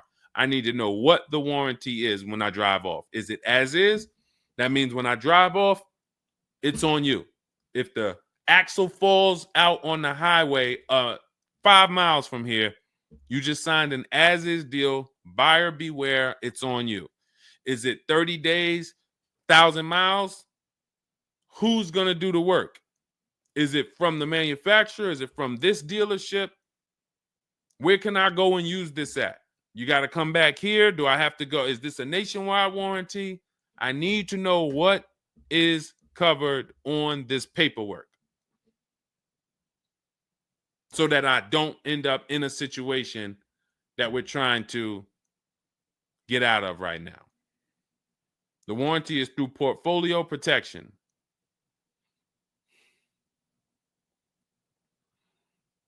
So it's a warranty. May not be a good one, but it's a warranty. So if there's a warranty, that means they're obligated to fix it. And if they're taking too long to fix it, and I have a payment, did they put you in a loaner car? Are you driving now? What are you driving now? If I bought a car with a warranty and then it had problems, I dropped it back off to the dealership and they had it for 2 weeks, and I have payments I'm still making on it, I just got it and it's in the shop, I'm not going to let that car stay in the shop more than 30 days with no car. I'm in a loaner. Okay, so you got to just chill out. You got to just chill out. Hopefully the loaner is as nice as the car you got. And if the car and if that's the case, then you just chill out. It's not a mainstream program you're in. It's like a black market program. That's the best way I could describe it. These companies that lease used cars, it's a black market kind of behind. It's not a mainstream thing. That's why all of these companies are small or like very little known name companies. They could go out of business. Nobody knew. Who the heck were they? Nobody knew. portfolio such and such went out of business. I never even heard of them. Who are they? Because they operate in the black market back there. So the general manager refused to pay the $4,300 for the corrosion on an important part. Again, what's your payment on the car? I just want to, I think this is a valuable lesson. They've had my van since from June 19th. Oh, they've had the van for that long? And you've been in the loaner?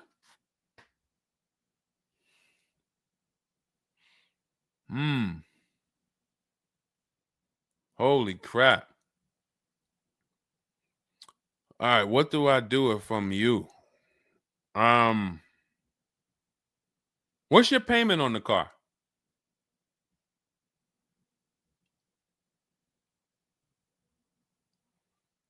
Company had your car for months. You leased it, dropped it off because it was having problems. They've had it for months and can't fix it. And you're paying $775 a month. What kind of vehicle is this? What kind of vehicle is this that we're paying $775 a month for?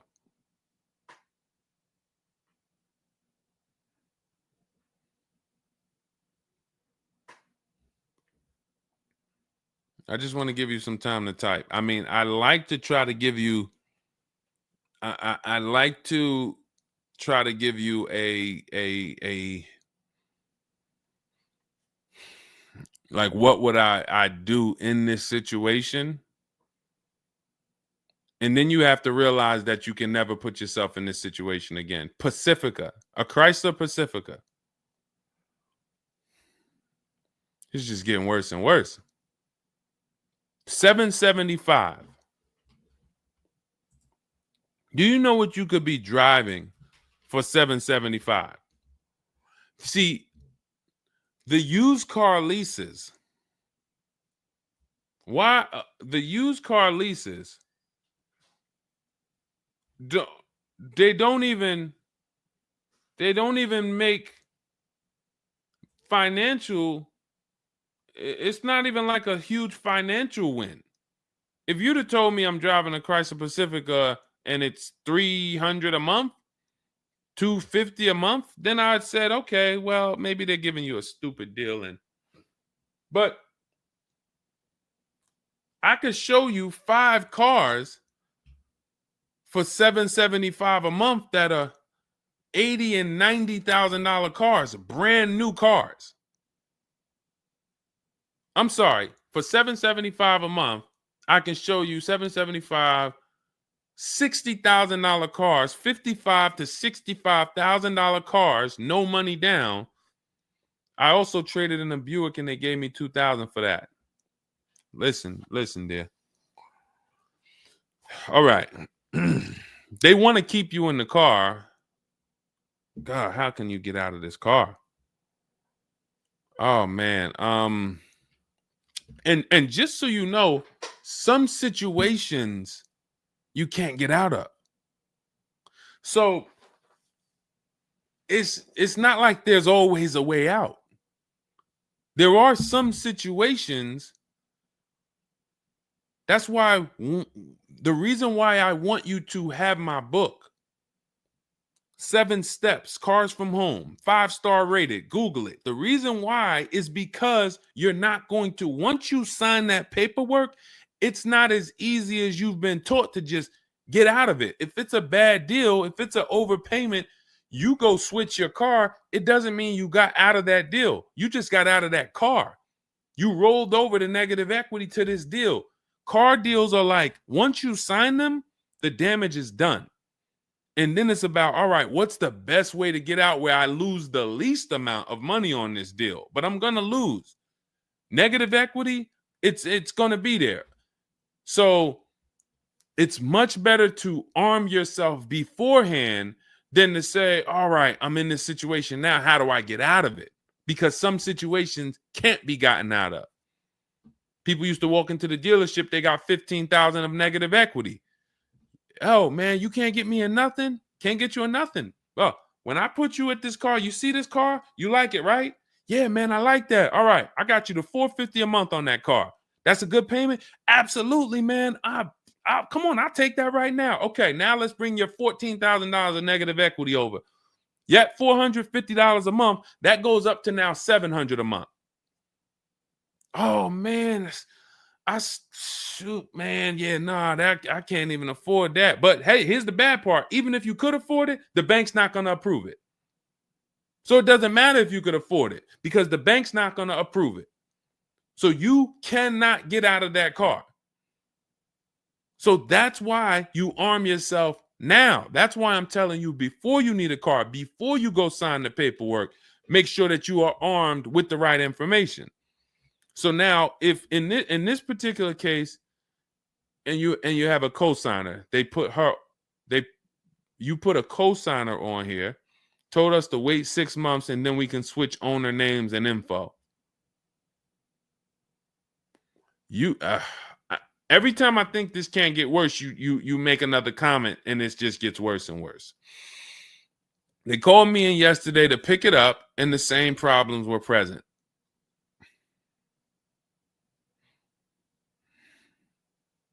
Good Lord. I'm almost stumped. Okay. All right. All right. You need to find out how many miles are on this car? How many miles are on this car? This is not a good situation. So that's why it's harder. And what I'm about to tell you, it might not even work. You may just be stuck in it. I'm trying to see if we can slice it any way possible to give you some form of solution. But if they keep giving you the car back, same issues, 60,000 miles on the car. Okay, so what I would do is you call and get the payoff. It's gonna be low. I mean, it's gonna be high. Call and get the payoff because your payment $775. I'm trying to see if you can sell your way out of it. Can you do a lemon law on a used car?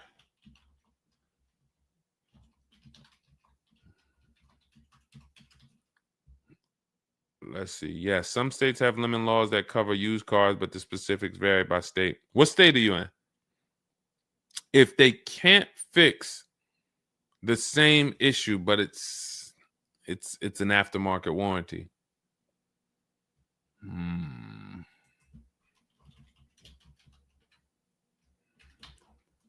What state are you in?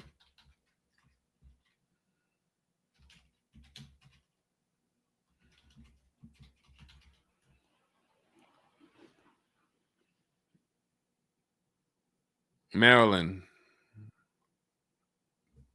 Let me see. On a used car, Maryland. In Maryland, the lemon law primarily focuses on new cars or lease cars. Nope, that's not going to work.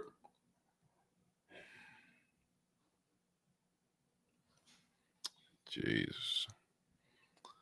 I'm gonna be real with you. You could shoot me an email. I don't know if you can get out of this. You know, a contract is binding. You signed a contract. And let me tell you this. I don't know if you can get out of this without losing. You could just stop paying the car, have a repo on your credit. A lot of people will do that. I'm going to drop this car off, take your car back, voluntary repo, credits tore up. Not a good solution. It's going to cripple you from moving forward with cars. It's going to make it hard for you to get your next car. And then when you get a car, it's going to make that deal is going to be bad. Geez, how long is the lease?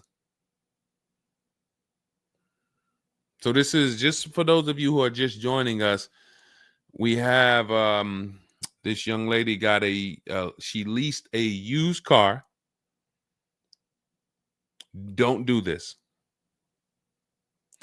And again, I'd like you to email me. Maybe I'll think of something that will come up as a solution. But you know, I trust you're gonna learn from this. It sucks. It's a horrible situation, and it's evidence of how bad certain bad structures can be. Because and again, I know some of you who've joined me for a long time, you may be used to, well, Deshone has a solution for everything. Not everything. There's times where you are too buried, and the only thing that will heal the wounds is time. That's the only thing. The deal is done. You have to pay down the deal. And then in a year, 2 years, you might be able you might be able to make a move, but you have to suck it up, bite the bullet, and we might be able to lean on them to get the car fixed. 78 payments. How? You said you leased it. This is a loan then. This isn't a lease then. 78 payments. You're in an 80-month loan on a Chrysler Pacifica paying $775 a month.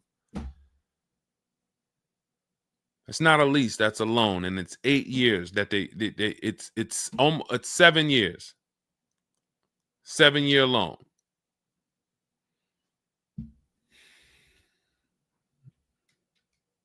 I mean, this is why I do what I do. You know, like, I don't want you thinking, okay, maybe you don't sign, maybe you don't make a mistake that is this serious, but this is cars. When I'm breaking down these big numbers and I'm throwing out these big numbers, oh, this is a $4,000 mistake. Oh, if you don't do this, yep, you're looking at about $4,000 or $5,000 you're gonna leave on the table. You take a loan that's too long, yep, you're gonna overpay by probably about $4,000 or $5,000. That might sound like nothing to you, but how I'm telling you based on me being in dealerships and seeing situations where I'm like, you made a lot of mistakes. You combined all the mistakes and you made them. So I'm just Jesus. So you're in an 80-month loan, not a lease, and you have $775 a month to pay. You are. So that means that loan, just to give you an idea of how much you've paid, you've been charged for this car. It's $775 a month times 80 is $62,000. So we're paying $62,000 over 8 years, over almost 8 years, or almost 7 years. Wait, 80 months, not 84. So yeah, almost 7 years for a Chrysler Pacifica. So we can't trade out of it. We can't sell our way out of it. That car is probably worth $20,000 at best. 2021 Chrysler Pacifica, 60,000 miles on it. That car is probably worth $20,000. But they charge you're gonna end up paying $60,000 for it. Jesus.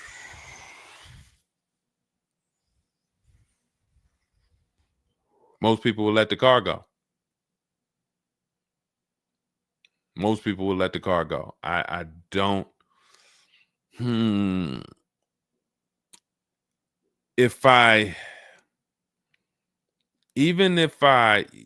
you run your negative equity, that is exactly what it's saying. 62,000. It's exactly what it's saying. $62,400 to be exact, including the $2,000 down payment.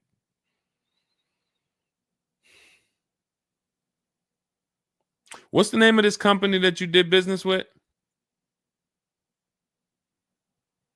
My friend will not let that fly. That is one of the worst car transactions that I've ever seen anyone in. And your friend is on the deal with you as a co-signer. This is level 10 out of 10 bad. Rich Morton Mazda. Do you know what your credit score was roundabout when you made this deal? Rich Morton Mazda in Maryland.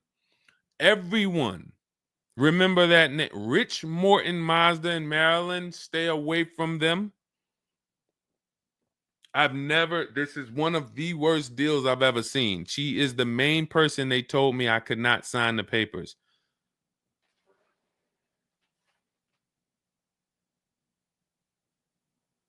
Oh.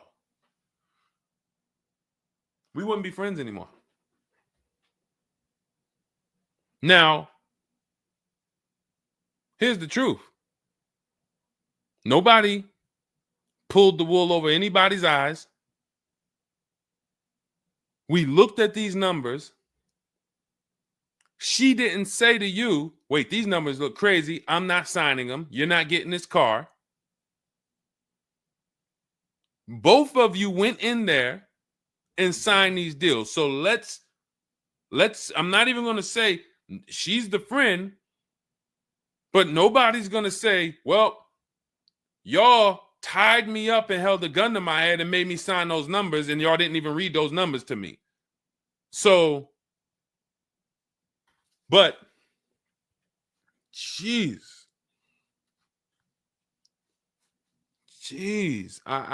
this, you're buried. You are buried in this car. The only way, and what's crazy is, even if you voluntarily let it go, you ruin your friend's credit. Because she's the one who signed for the car. Bad, everything bad. I wish there was a silver lining that I could think of. What I would do is I would find,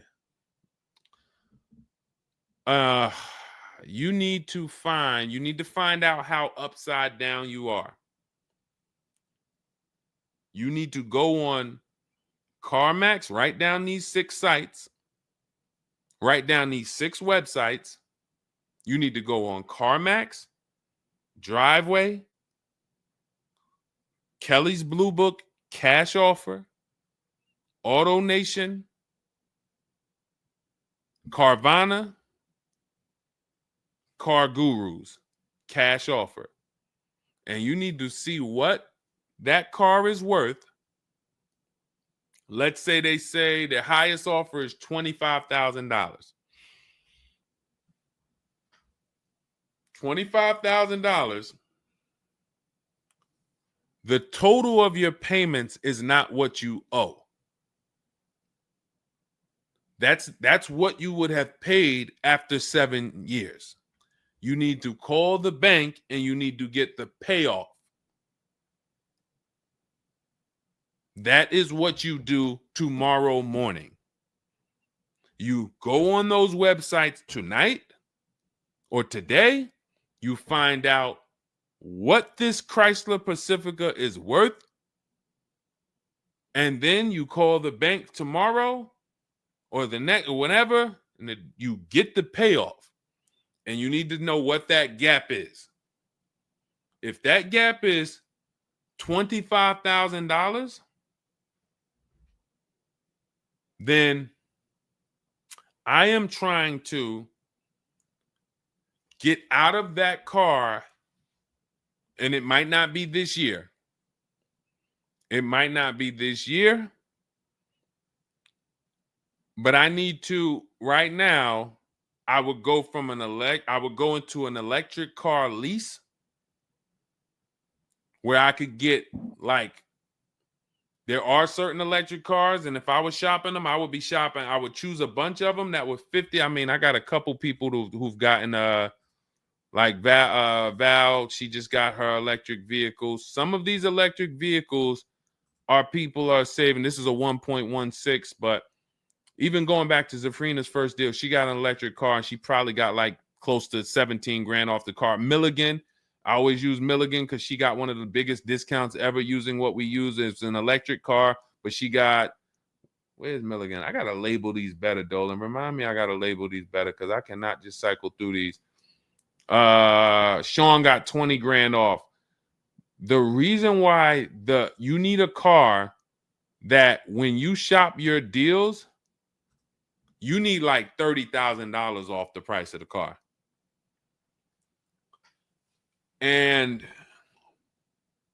because right now you're paying a high payment and the car is worth nowhere near what you're paying. So as you pay $775 every month, you're paying it towards an asset that is worth nowhere near what you're paying. You also need to find out if you have gap insurance. So I'm going to give you those 2 homework assignments. And then the next time we're live, you jump on the show and you tell us what you did. Those 2 homework. Find out if you have gap insurance. And then you need to get your payoff and go on those websites and get the cash offers and find out what the gap is. Because if the gap is $25,000, then what I'm doing is I'm shopping. If you listen, you get, if before I tell you to get the book so that you can shop a bunch of different electric cars from home, you need to get $25,000 off the price of some electric car. While they still got the rebate, while they still got the incentives, those incentives are going to go away. When do the electric car incentives go away? Let's see. Hold on.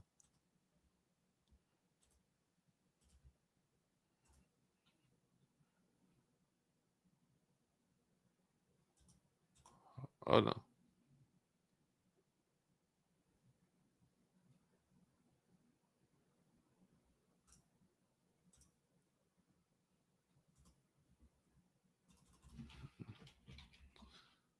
When do EV incentives? I'm going to tell you, you're probably going to see, we're not talking about tax credits. You're probably going to see huge electric vehicle incentives for the extended future because they're still building them and not many people want them right now. So you need to get like $25,000 off the price of some car or more. Like I said, with Milligan, she got she got almost 27,000 off. And then you would roll that over into a new car and you would lease it.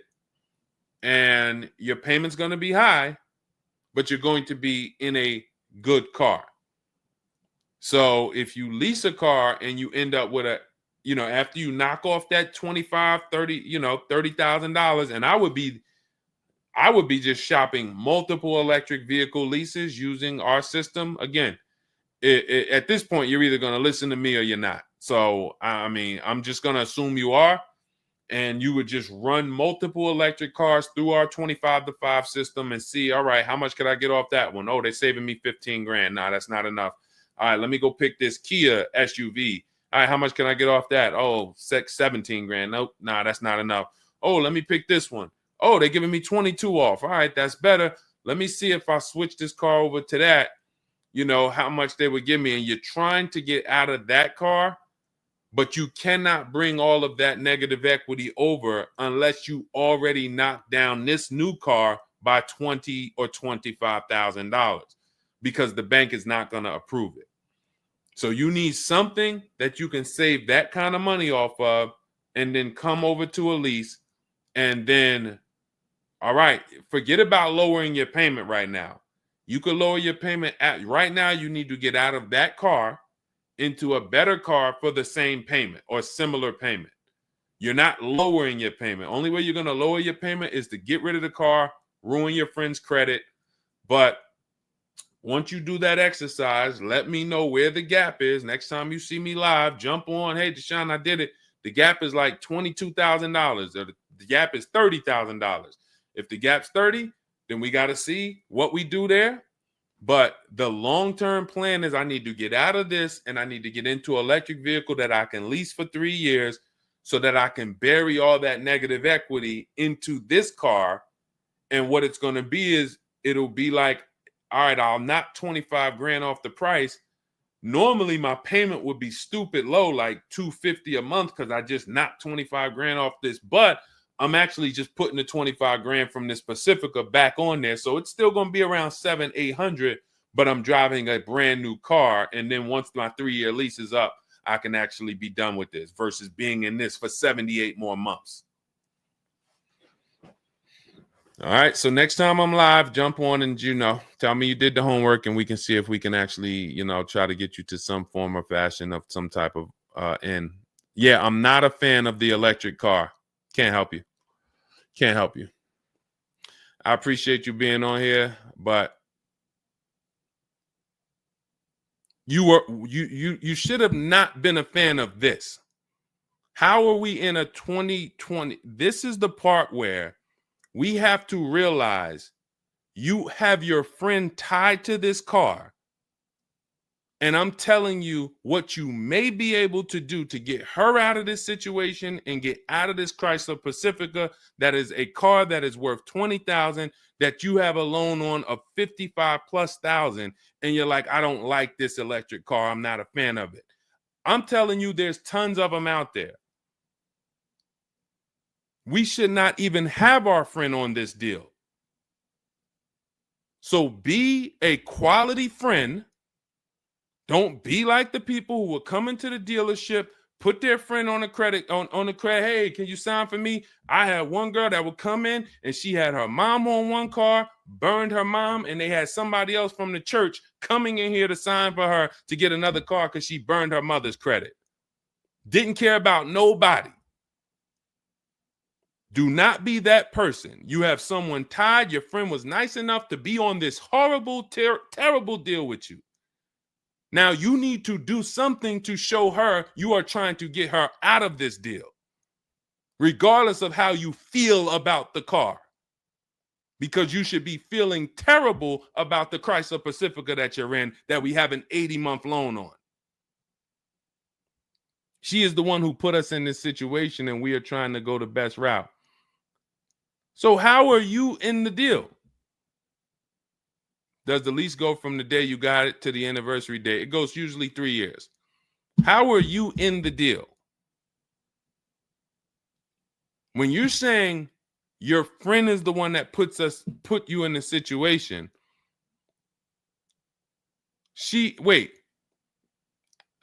in one breath you're saying, believe it or not, she's the one who encouraged me to get it. And then in another breath, you're saying she's the one who put me in the deal, who put us in this situation.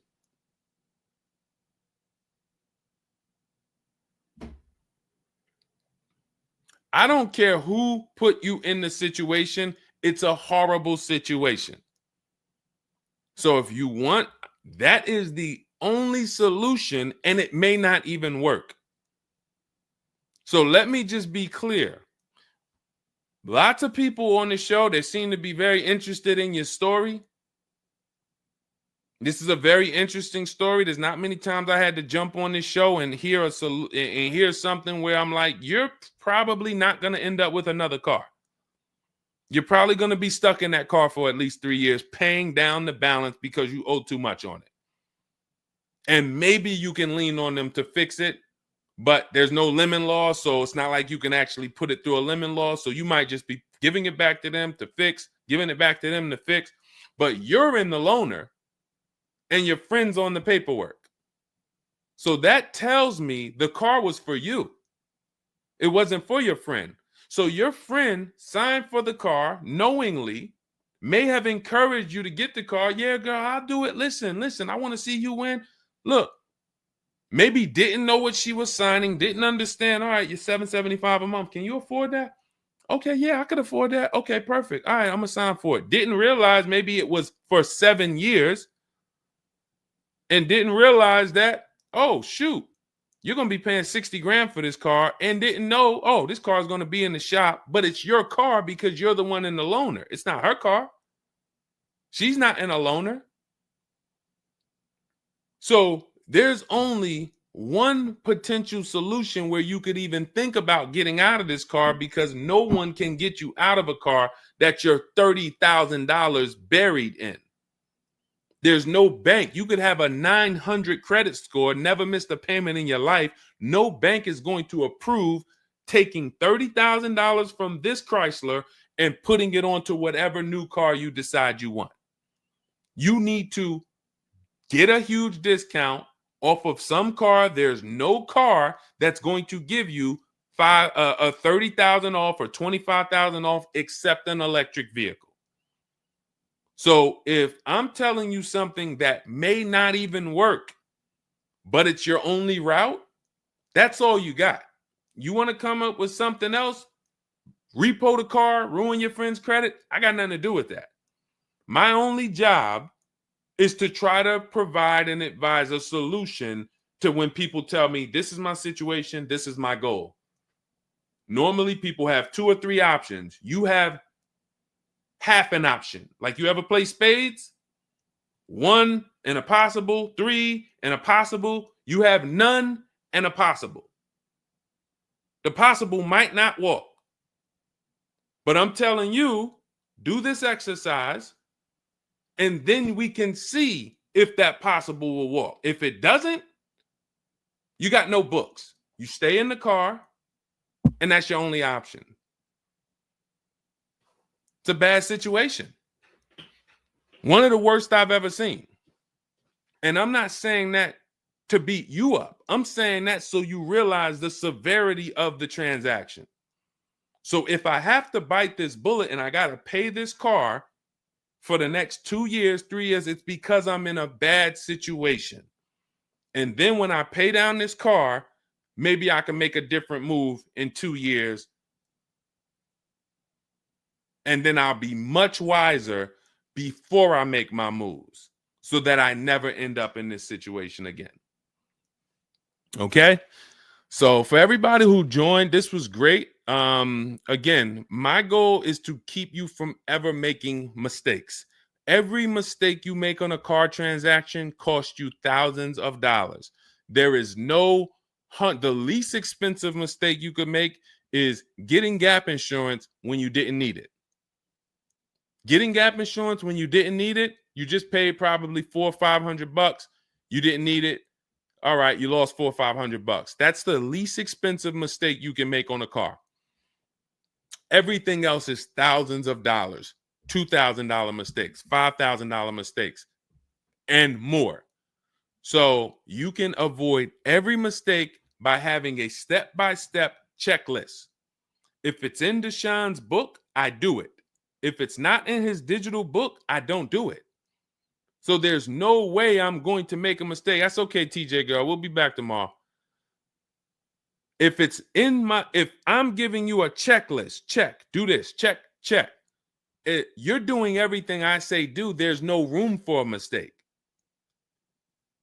You're not following an almanac. You're following a checklist. That's why my book is called Cars from Home, 7 Steps to Saving Time, Money, and Avoiding Dealerships. Step 1 through 7, check them off.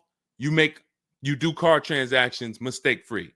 You don't miss any money with your financing. You don't buy bad cars. You don't do anything that you're like, oh, was this good? No, it's a checklist. So normally it's $97. It's a digital book. So you can have it in your inbox in about 5 minutes, and you'll get it for 75% off as part of our welcome offer in my TikTok bio, Instagram bio, Facebook comments, or the YouTube comments. There's a link there. Just get there before that 2-hour countdown expires. Once it expires, it goes back up to $97, which is still worth every penny. You spend $700 on a home inspection. Why do you spend $700 on a home inspection when you might not even buy the home? Inspector might come back and say to you, you know what? Hey, listen, I got the report for you. Just so you know, that roof needs replacing. Those boards, the electrical system in the back, there's a lot of stuff that's not up to code. And then in the basement, you got some water coming in through the foundation there. Listen, house needs a lot of work. Here you go, $700. You and your family might not buy that house. Do you say to yourself, man, I wasted that $700, man, we could have kept our $700? No. You say to yourself, man, I'm glad we got that home inspection, man. We would have been in trouble. So this is how we approach cars. This is how people who I show you throughout the stream approach cars when they're working with cars from home. They're like, I want to make sure that if I can spend $24 and get Deshone's book, and that is my form of a home inspection, that's me guaranteeing I don't make a bad move, then I'm going to go spend that. And if I miss the $24 price and it's $97, then I'm going to go spend that to make sure I don't go out here and make a $5,000 bad decision. That's what we hold ourselves to. Thank you, Stephen Nash. Good to see you. So go grab your copy before the countdown expires. Get it for $24 instead of $97. It's in my TikTok bio, Instagram bio, YouTube comments, or the Facebook comments.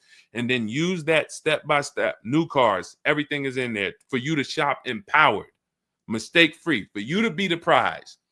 You deserve to be the prize. There is nothing else that you would spend $10,000 or $50,000 on, or some of you are going to get a $100,000 car. There's nothing else that you would go in spending that money on, and you wouldn't feel like you're the prize. You wouldn't go into the mall to spend $40,000 and say, y'all better get the velvet ropes. If you went into the mall to make a $40,000 decision, you'd be, hey, close this store down. I'm about to spend $40,000. You'd be bringing champagne out. All right, close the velvet ropes. Where's the velvet ropes? Everybody stay outside. This person's about to spend $40,000. But a $40,000 car, you go in and you'll take the mistreatment. You'll leave buyer's remorse. Not anymore. When you make the decision to get your book, follow these steps, you are mistake-free. You'll save all the money. And then when you drive off in your car, you feel like you're the prize. This dealer won my business. That credit union, that bank won my loan. This deal, buyer, Carvana, CarMax, Driveway, they got to buy my old car because they put the best bid up. Everybody won a bid. And that's how I know I won, because everybody competed for my business. I didn't beg none of you for anything. That's how we do. So go get your book. And if you want to get started and you're like, Deshone, you know what? Is there anything I can get started for free? Because I'm just getting to know you.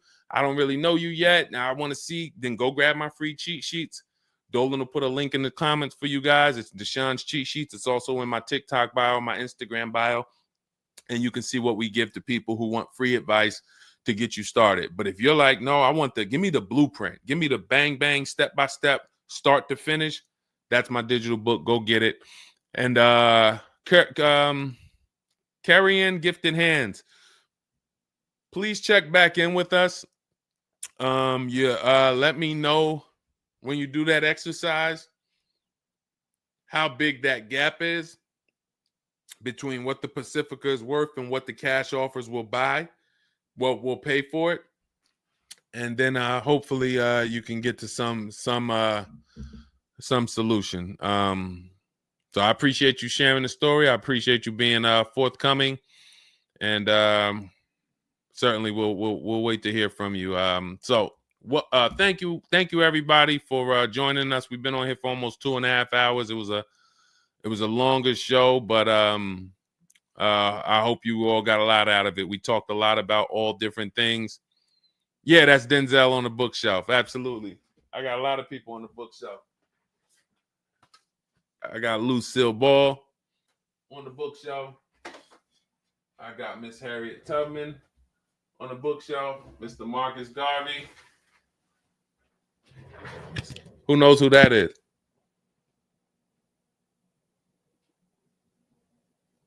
That's the great one.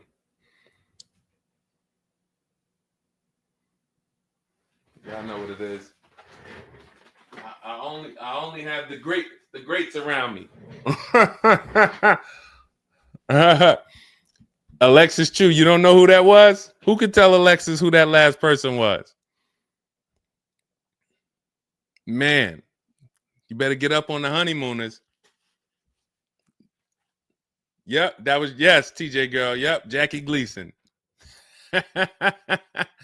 Yep, that is right. The great one. So yeah. So yes, so it was a pleasure. We'll be back. We'll be back for another show. When you see us, jump on, get your questions answered. For those of you who have my book, I want to thank you. Shout out to I saw a couple people say they grabbed their book and they were using they were ready to use it. I would get the paperwork through email, never received it. I need your help. I bought 2 brand new cars. I was told I would get the paperwork by email, never received it. So call the dealership. Call it. You bought 2 brand new cars. You said you would get the paperwork by email. You never received it. Call the dealership and, hey, where's my paperwork? Ask for the finance manager. Where's my paperwork? That's what you do. All right. So, all right. I'll let everybody go. I'm tired. I can't even get myself together. This is, I'm gonna jump off and we'll be back. We'll be back for another show. Make sure you get your book in my TikTok bio, Instagram bio, the comments, or the Facebook comments or the YouTube comments, and I'll see y'all on another show. All right. God bless you.